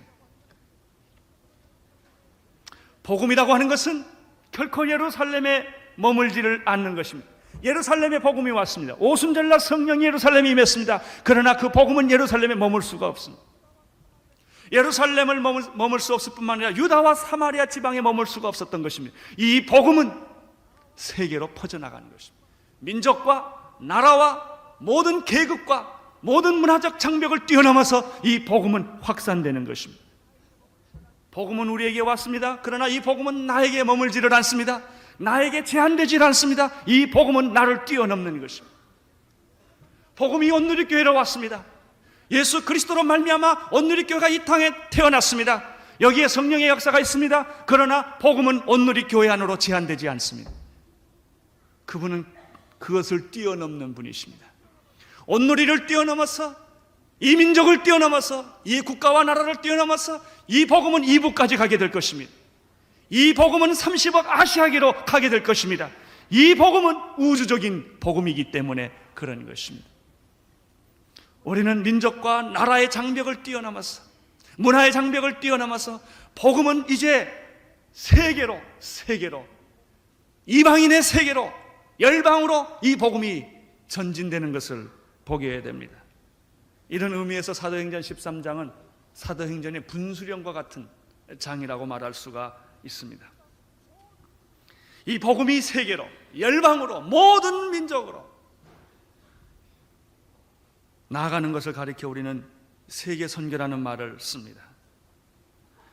특별히 13장 오늘 읽은 1절부터 3절에서 우리는 바로 복음이 우주적인 복음이며 세계로 향하는 복음이며 복음은 제한되지 않는다고 하는 이 엄청난 사실, 이 본질, 복음은 어떻게 세계로 확산되어 나가는가, 세계 선교는 어떻게 이루어지는가 하는 그런 원칙들을 이 1절부터 3절 사이에, 짧은 절이지만 여기서 다 발견하게 됩니다.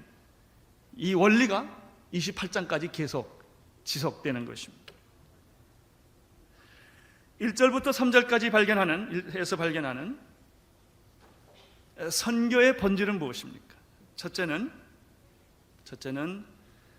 선교의 주체는, 세계 선교의 주체는 사람이 아니라 성령님이라는 사실.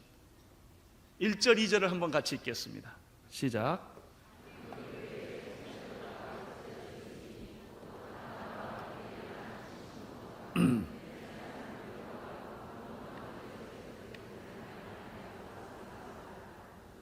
주를 섬겨 금식할 때 성령이 가라사대 내가 불러 시키는 이를 위하여 바나바와 사울을 따로 세우라.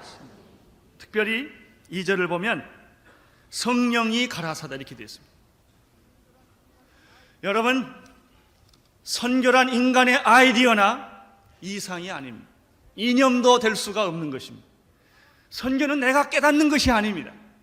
사람들이 세미나하고 토론해서 얻어진 결론이 아닙니다. 선교라는 개념은 인간 안에 있는 것이 아닙니다. 아미떼의 아들 요나에게 하나님의 말씀이 임하여 니느웨 성으로 가라고 명령하신 것입니다. 하나님이 말씀하시는 것입니다. 하나님이 명령 내리시는 것입니다. 하나님이 보내시는 것입니다. 이것이 선교입니다. 따라서 선교는 해도 되고 안 해도 되는 것이 아닙니다. 기분 내키면 하는 것이 아닙니다.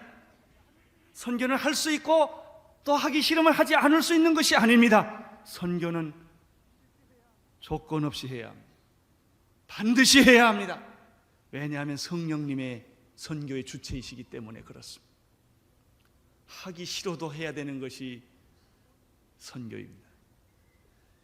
두 번째, 이 말씀 속에서 발견하는 사실이 또 하나 있습니다. 성령님께서 선교의 주체이십니다. 그런데 그러면 성령님께서 어떻게 이 일을 행하시는가 하는 것입니다.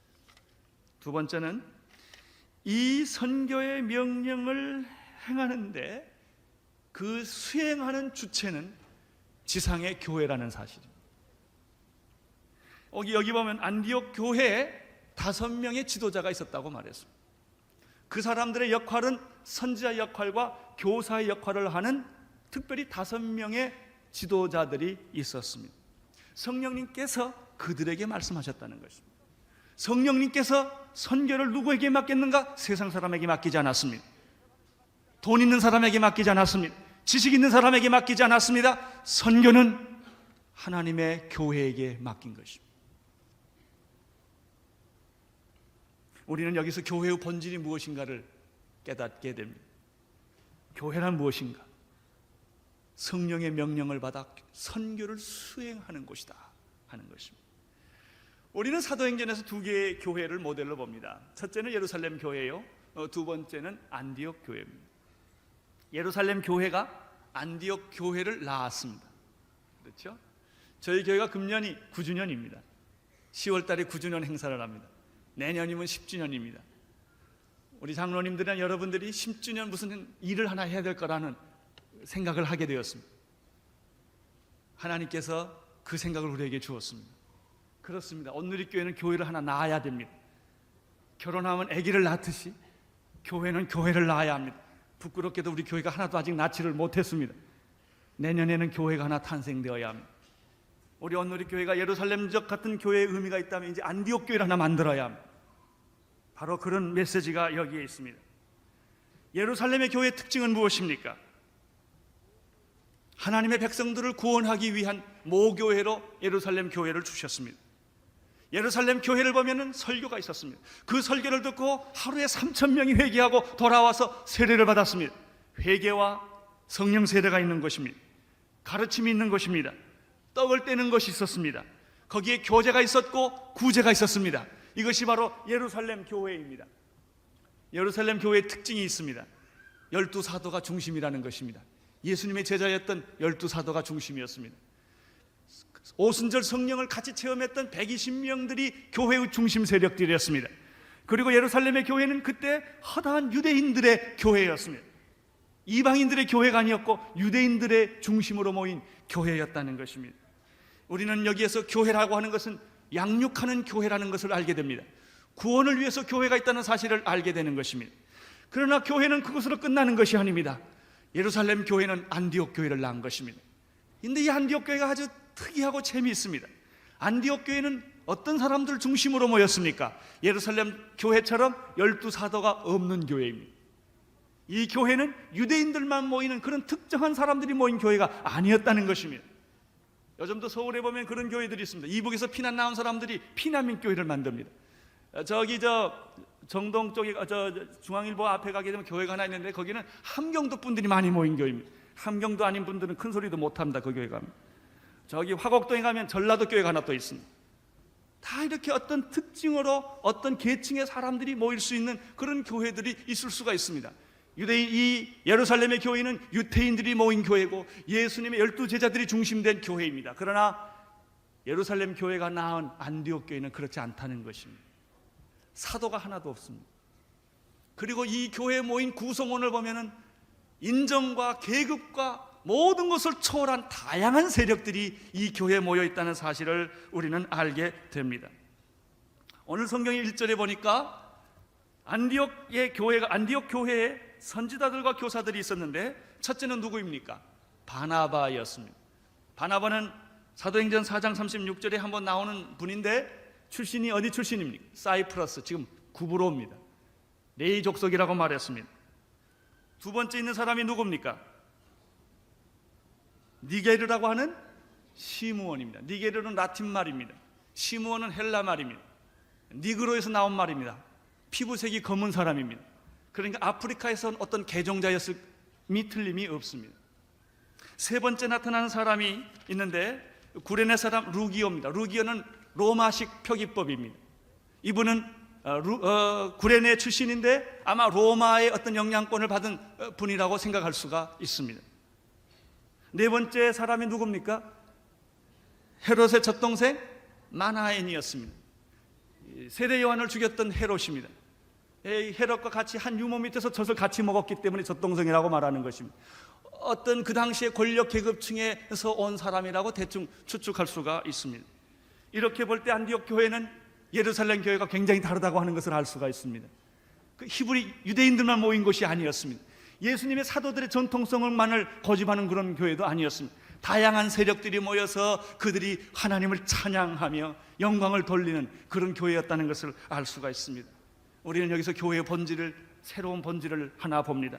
그것은 다양한 사람들이 인종과 계급을 초월하는 것이 교회라는 사실입니다. 어떤 특정인을 위하여 만들어진 것이 교회가 아니라는 것입니다. 미국에 가면 이민교회를 보면 어떤 특정인들을 중심으로 해서, 가족들을 중심으로 해서 교회가 생깁니다. 다른 사람들이 오면 터부시합니다. 내 세력을 침범하지 말라고 말합니다. 자기의 세력의 안주처로서 교회를 생각하는 사람들이 많이 있는데 그것은 결정적으로 잘못된 생각입니다. 안디옥 교회를 우리는 좀 더 관심을 가져볼 필요가 있습니다. 안디옥 교회는 선교를 위해서 부름받은 교회입니다. 예루살렘 교회는 양육을 위해서 부름받은 교회입니다. 우리는 교회의 두 가지 본질을 봅니다. 교회는 하나님의 백성들을 모아서 양육하며 교제하며 떡을 떼며 가르치며 구제하며 이런 하나님의 그 나라의 삶을 살도록 도와주는 것이 바로 교회입니다. 그러나 교회는 거기에 머물러 있는 것이 아닙니다. 교회는 바로 세상을 향하여, 세계를 향하여 흩어져 나가는 것이 바로 교회라는 것입니다. 우리는 이 교회의 두 가지 본질을 봅니다. 특별히 안디옥 교회에서 5명의 지도자들이 있었는데 이들의 모습을 통해서 우리는 교회, 특별히 교인들이 어떠해야 되느냐를 발견하게 됩니다. 다시 한번 13장 1절을 보시기를 바랍니다. 시작.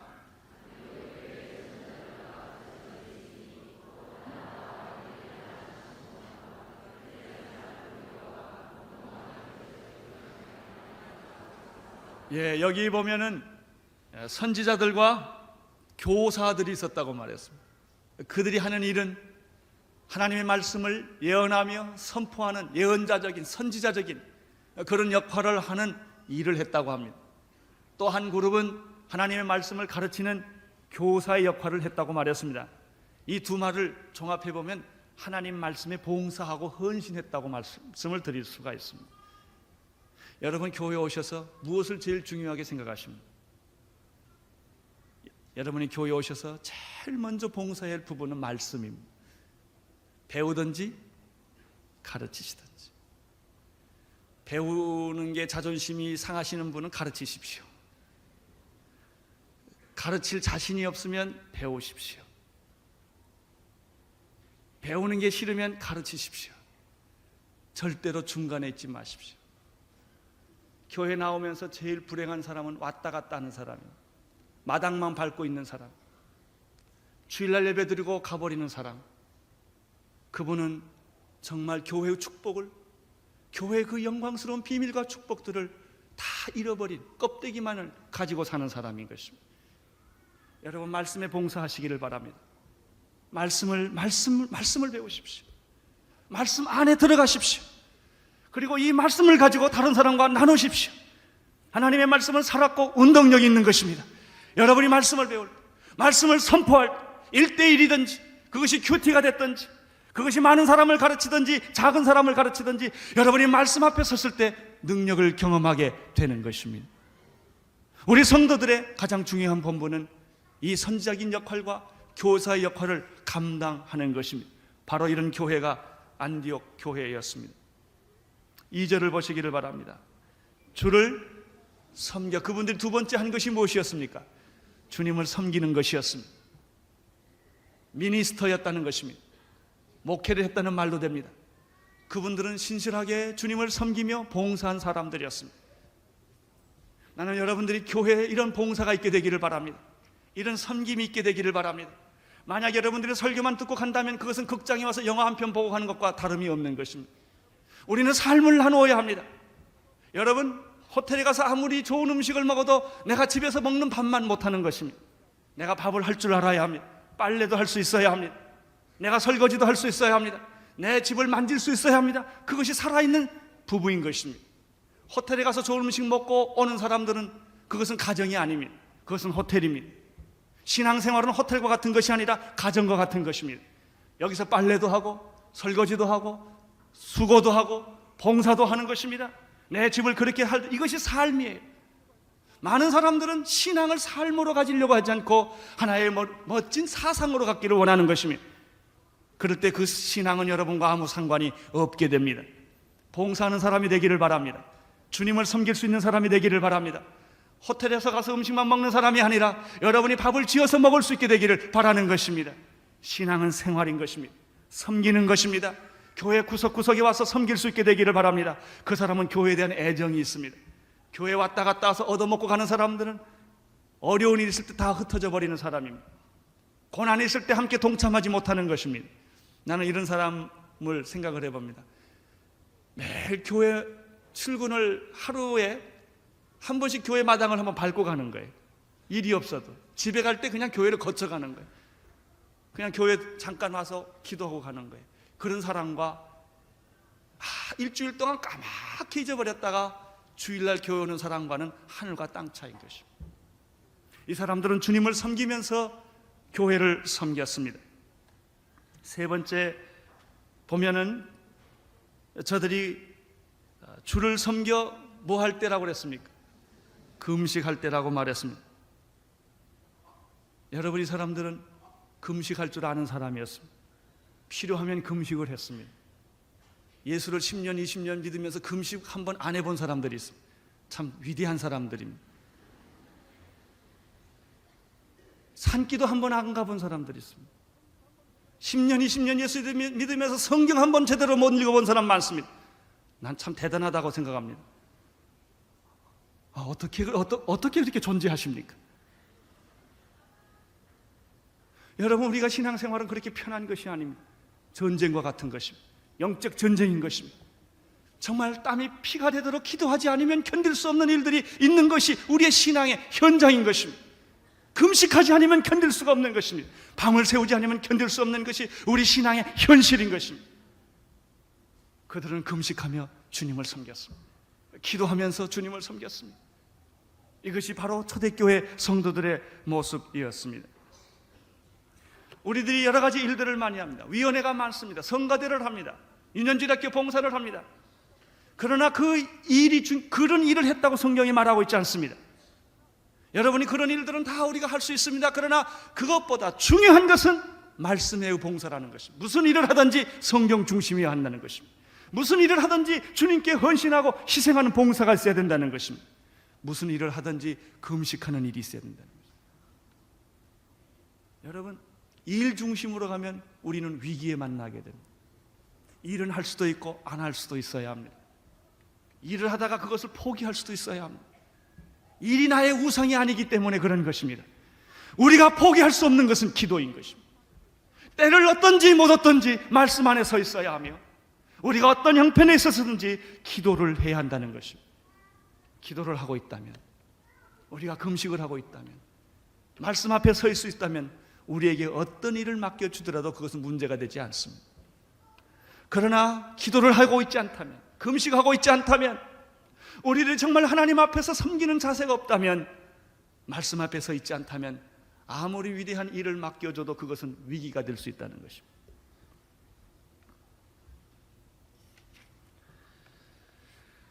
특별히 선교 명령은 금식 기도 중에 이루어졌다는 사실에 주목을 하시기를 바랍니다. 선교는 인간이 하는 것이 아니라 성령님이 하시는 것이다. 선교는 성령님이 하시는데 지상의 교회를 통하여 선교를 수행한다. 그런데 더 중요한 메시지가 여기 하나 있습니다. 그럼 선교는 어떻게 결정되느냐 하는 것입니다. 하나님께서 언제 말씀하시냐 하는 것입니다. 이분들이 회의하거나 세미나를 하거나 토론해서 선교가 결정되지 않았다는 사실에 주의를 해야 합니다. 오늘날 교회의 실수는, 교회의 위기는 너무나 많은 회의가 있다는 것입니다. 너무나 많은 세미나가 있다는 것입니다. 너무나 많은 토론이 있다는 것입니다. 많은 사람들이 교회를 다수결로 결정하려고 합니다. 여러분, 모세는 다수결에 의해서 선택된 사람이 아닙니다. 하나님이 직접 임명한 것입니다. 교회에서 민주주의가 나오긴 했지만 교회는 민주주의가 아닙니다. 영적이어야 하는 것입니다. 기도하는 공동체인 것입니다. 하나님의 명령에 의하여 움직이는 공동체이지 사람의 뜻에 모여서 교회가 결정되는 것이 아닙니다. 오늘 선교의 위기는 사람들이 의논하고 토론하고 세미나에서 선교를 결정하는 데 있는 것입니다. 정말 선교를 하기를 위해 원한다면 우리는 하루, 이틀, 한 달, 1년 무릎 꿇고 기도해야 하는 것입니다. 기도하면 음성을 들려줍니다. 기도하면 하나님께서 길을 보여주시는 것입니다. 기도하면 하나님께서 방향을 보여주시는 것입니다. 그대로 순종하는 것이 선교입니다. 우리는 하나님을 설득해서는 안 됩니다. 우리는 하나님을 내 선교위원회에 모시려고 해서는 안 된다고 하는 사실입니다. 그러나 너무나 많은 사람들이 인위적인 선교를 하고 있다는 사실입니다. 너무나 많은 사람들이 인위적인 방향을 결정하고 있다는 것입니다. 선교 헌금을 작정하는 것이나 선교 정책을 결정하는 것도 세미나나 토론을 위해서 만들어지는 것이 아닙니다. 저는 무슨 에딘버러 대회라든지 무슨 서울 대회라든지 휘튼 대회라든지 하는 것에 대해서 한편으로 동의하면서도 한편으로 제가 참 동의하지 않는 부분이 있어요. 그런 회의를 해서 얻어진 결론은 선언문 하나밖에 없다는 사실입니다. 서울 선언문, 휘튼 선언문, 그것으로 선교가 다 됐다고 착각하기 쉬운 것입니다. 정말 선교는 무릎 꿇고 금식하며 기도할 때 이루어지는 것입니다. 나는 요즘에 우리 교회 새벽 기도가 특별 새벽 기도 한 600여 명이 오셔서 기도를 하는데 기도 소리가 달라졌어요. 기도도요, 간신히 하는 기도가 있고요, 차고 넘치는 기도가 있어요. 그 자동차의 엔진이 약하면 낄낄대고 가는 차가 있고요, 엔진 좋으면 쫙 가는 차가 있고, 기도도 쫙 가야 됩니다. 이게 그냥 힘겨워서 가면 안 돼요. 근데 요즘 우리 새벽 기도가 얼마나 기도가 좋은지 몰라요. 그래요. 그렇게 기도하면 선교가 되는 거예요. 그렇게 전략을 짜고 작전을 안 짜도 기도보다 더 위대한 전략이 없다는 것입니다. 기도보다 더 위대한 선택이 없다는 것입니다. 바로 그것이 사도행전 13장 1절부터 3절에서 보여주는 하나님의 방법입니다. 세계 선교는 어떻게 이루어집니까? 헌신된 사람을 통하여 이루어진다는 사실입니다. 2절을 한번 다시 보기를 바랍니다. 시작.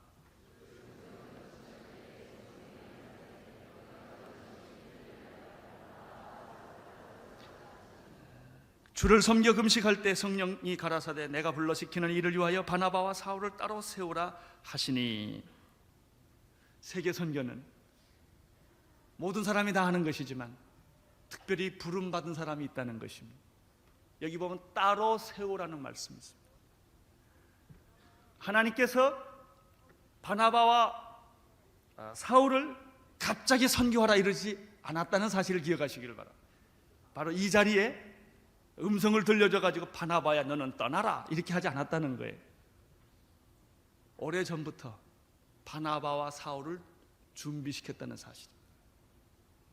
바나바와 사울을 하나님이 부르셔서 계속해서 기도하게 하시고 선교일에 참여하게 하시고 훈련을 시키는 것입니다. 나는 여러분들 중에도 그런 분이 있는 줄로 믿습니다. 어떤 사람은요, 선교 그러면 귀가 번쩍 뜨는 사람이 있어요. 누가 부르지도 않는데 자꾸 쫓아다니는 사람이 있어요. 그냥 그게 좋은 거예요. 그냥 마음이 그냥 가는 거예요. 어느 나라를 생각하면 눈물이 그냥 막 나요. 왜 내가 이렇게 눈물이 나지? 잘 몰라요. 가슴이 찡해요. 그런 세월을 자꾸 보내는 거예요. 그러면서도 계속 보통 사람처럼 살아가는 것이죠. 그러나 하나님은 그를 준비시키고 있었다는 사실입니다. 하나님은 사울을 준비시키고 있었다는 사실입니다. 하나님은 바나바를 준비시키고 있었다는 사실입니다. 나는 여러분 중에도 누군가 여러분 중에 하나님이 준비시키는 사람이 있는 줄로 믿습니다. 그분들은 내 설교를 들으면 금방 알 거예요. 그런데 하나님이 금식하고 기도하고 있는 중에 그를 부르신 거예요. 바나바와 사울을 따로 세워서 내가 계획한 하나의 일이 있다, 내가 준비한 하나의 일이 있다, 그 일을 위하여 이 사람을 헌신시켜라 하는 것입니다.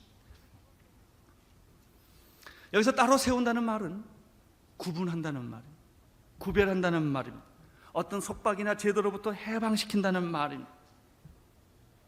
그 사람이 지금 여기서 일을 하고 있는데 그 사람을 따로 떼어서 이제 그 일을 그만하게 하고 이 일만을 전념하도록 구분을 시키라는 뜻입니다.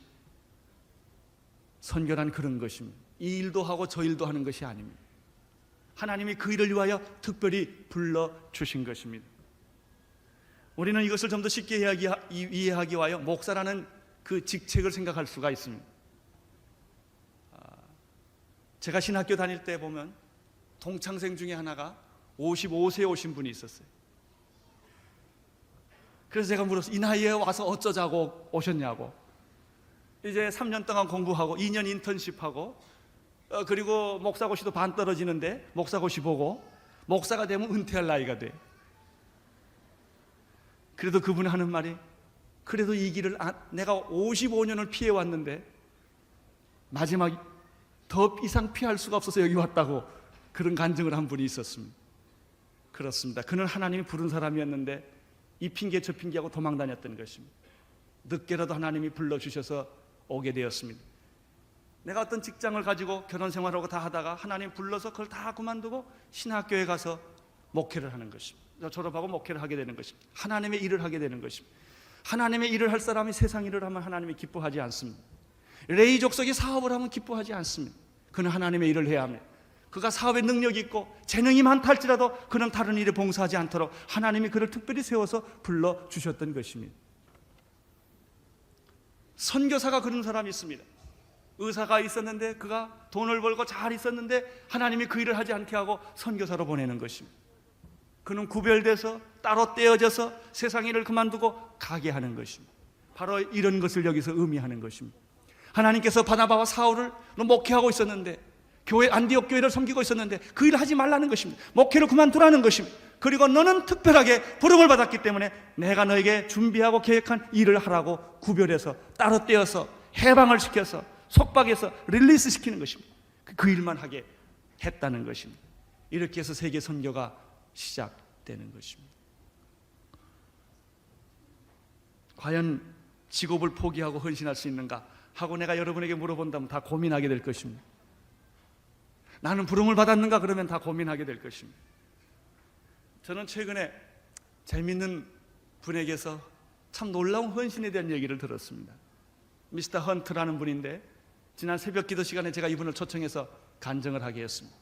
뉴질랜드 분이십니다. 지금 67세가 이제 근 70이 다 가까우신 분인데 아주 뉴질랜드에서 큰 사업을 하는 사람입니다. 그 사람은 원목을, 나무를, 숲을 굉장히 많이 가지고 있습니다.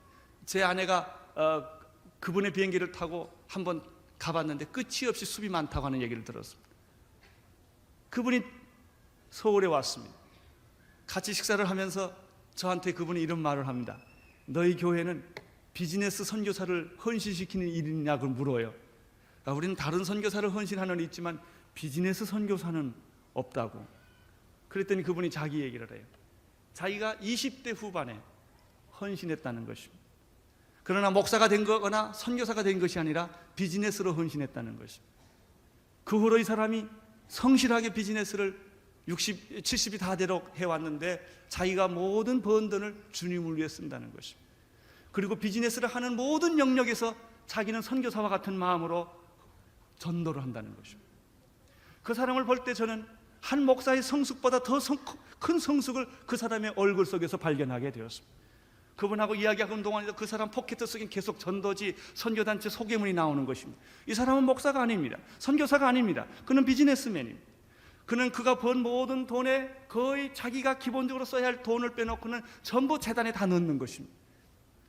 그 재단에는 그 돈을 관리하는 사람이 있는데 그 관리하는 사람이 이 돈을 세계 방방곡곡이 다니면서 신학교 도와주고 장학금을 주고 가난한 자의 구제를 주는데 자기도 잘 모른다는 거예요. 자기는 그렇게 부름을 받았다는 것이죠. 이 사람은 목사보다도 선교사보다도 더 큰 헌신을 하고 있다는 사실을 알게 되었습니다. 저는 그분을 발견하고 굉장한 놀라운 이상과 꿈을 갖기 시작을 했습니다. 아, 그렇다. 비즈니스를 하지만 그분이 하나님의 사람일 수도 있다. 선교를 할 수 있다. 교수가 그렇게 할 수 있습니다. 노동자도 그렇게 할 수가 있습니다. 대부분의 사람들은 이렇게 말합니다. 내가 돈을 벌어서 주를 위해 쓰겠다고 말을 합니다. 많은 내가 헌신했다고 말을 하지는 않습니다. 나는 오늘 이 교회가 헌신할 수 있는 비즈니스맨들이 있기를 바랍니다. 그냥 돈 많이 벌어서 내가 주님을 위해서 쓰겠다가 아닙니다. 나는 오늘 이 교회 교인들 가운데 헌신한 교수들이 있게 되기를 바랍니다. 나를 위해서 교수하는 것이 아니라 주님을 위해서 교수를 하는 것입니다. 그 사람은 1년에 해외여행을 얼마 다니냐고 내가 물었더니 6개월 동안은 해외여행을 한다는 거예요.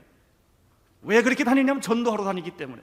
6개월은 자기 집에서 뉴질랜드가 살지만 계속 전도를 하는 것입니다. 이 사람은 중국에 비즈니스가 없어요. 내가 보니까. 그래도 중국을 몇 번 갔다 왔냐고 그랬더니 40번을 갔다 왔다. 시간만 있으면 가서 이 사람 만나서 전도하고 저 사람 만나서 전도하고, 예수 안 믿는 사람은 전도하고, 예수 믿는 사람을 만나면 그들이 선교단체를 도울 수 있도록 연결을 해주는 것입니다. 나는 그 사람에게서 엄청나고 위대한 사역을 발견하게 된 것입니다. 한 평신도가 자기의 삶을 헌신했을 때, 내가 무슨 직업을 갖든지 그것이 내 인생의 목적이 아니고 내 돈벌이 수단이 아니고 내가 살 수 있는 삶의 수준은 이 이상 살지 않기로 결정을 한 거예요. 그 사람은 2차 대전 때 입었던 옷 같은 옷을 입고 다니는들 그 몸에는 쇠붙이가 있어서 쩔럭쩔럭거리고 다닙니다. 그 몸속에는 화려한 것이 없습니다. 그러나 그는 누구보다도 부자였습니다.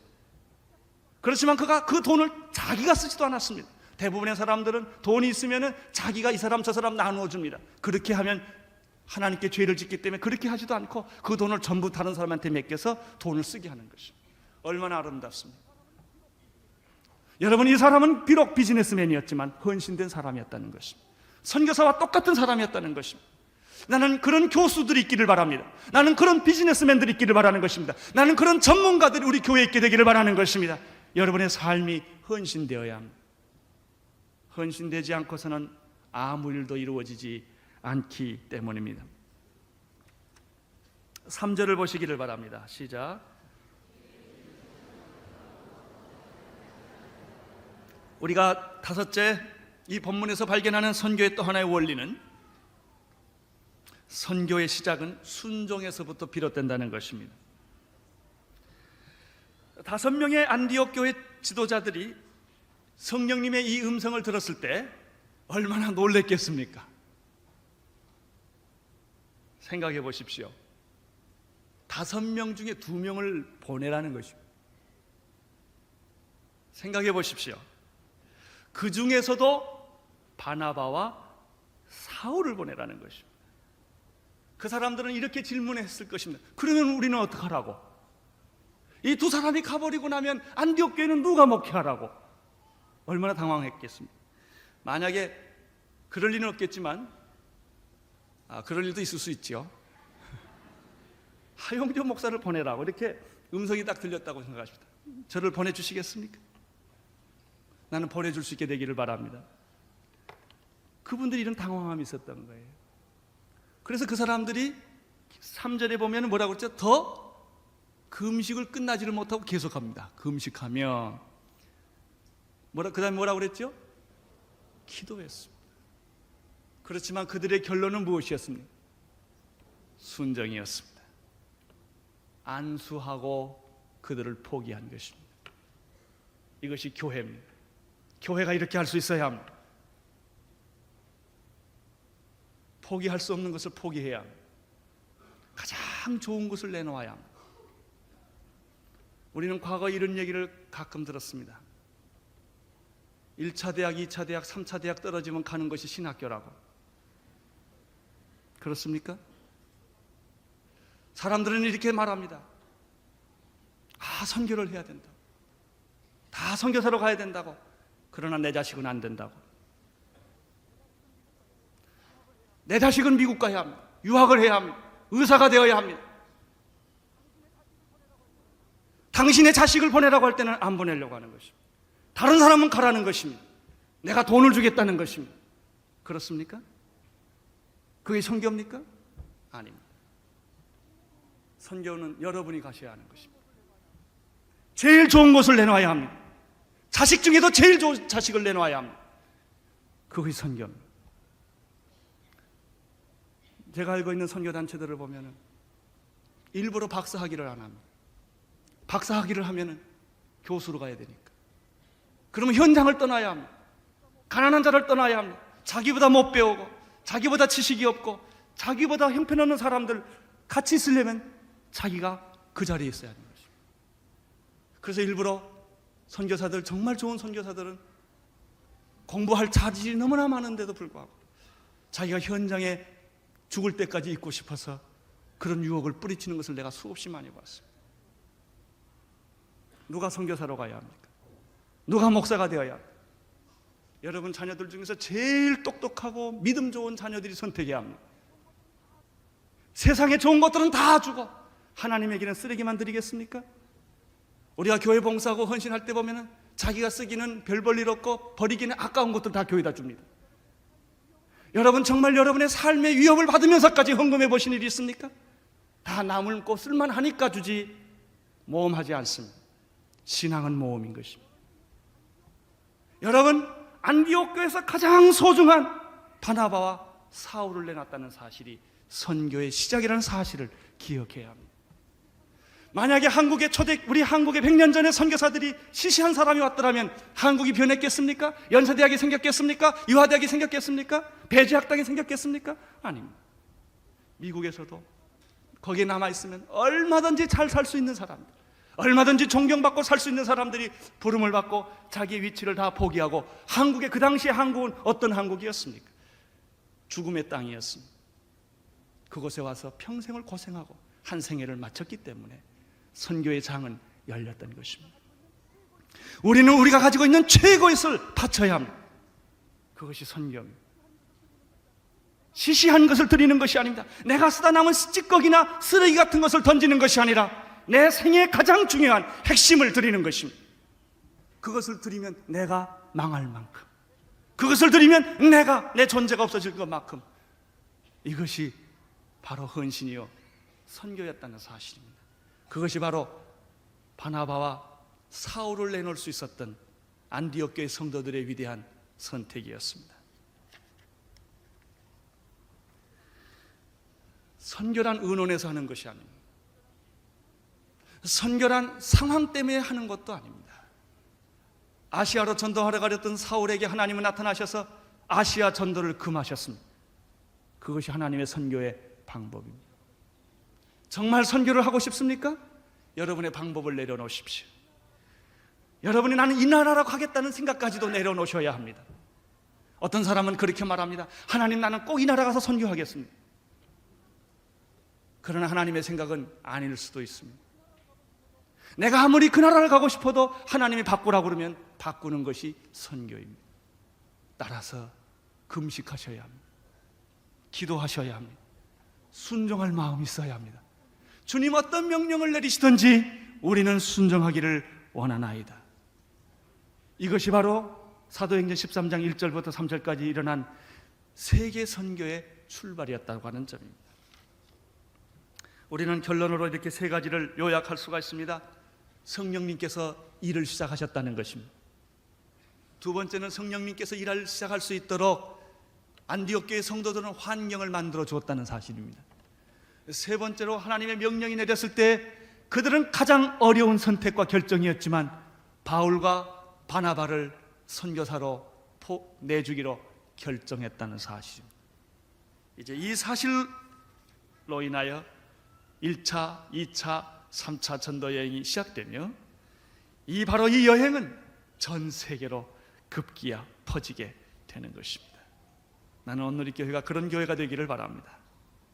여러분이 그런 성도들이 되시기를 바랍니다. 기도하겠습니다. 하나님 아버지, 감사와 찬송과 영광을 올려 돌립니다. 안디옥 교회를 보면 우리가 감당하기에 부담스러운 교회입니다. 그러나 하나님께서는 그 교회를 통하여 세계 선교를 시작하셨습니다. 주님, 온누리 교회가 그런 교회가 되기를 원합니다. 온누리 교회 모든 목회자들이 그런 목회자들이 되기를 원합니다. 온누리 교회 모든 성도님들이 그런 성도님들 되기를 원합니다. 예수님 이름으로 기도드리옵나이다.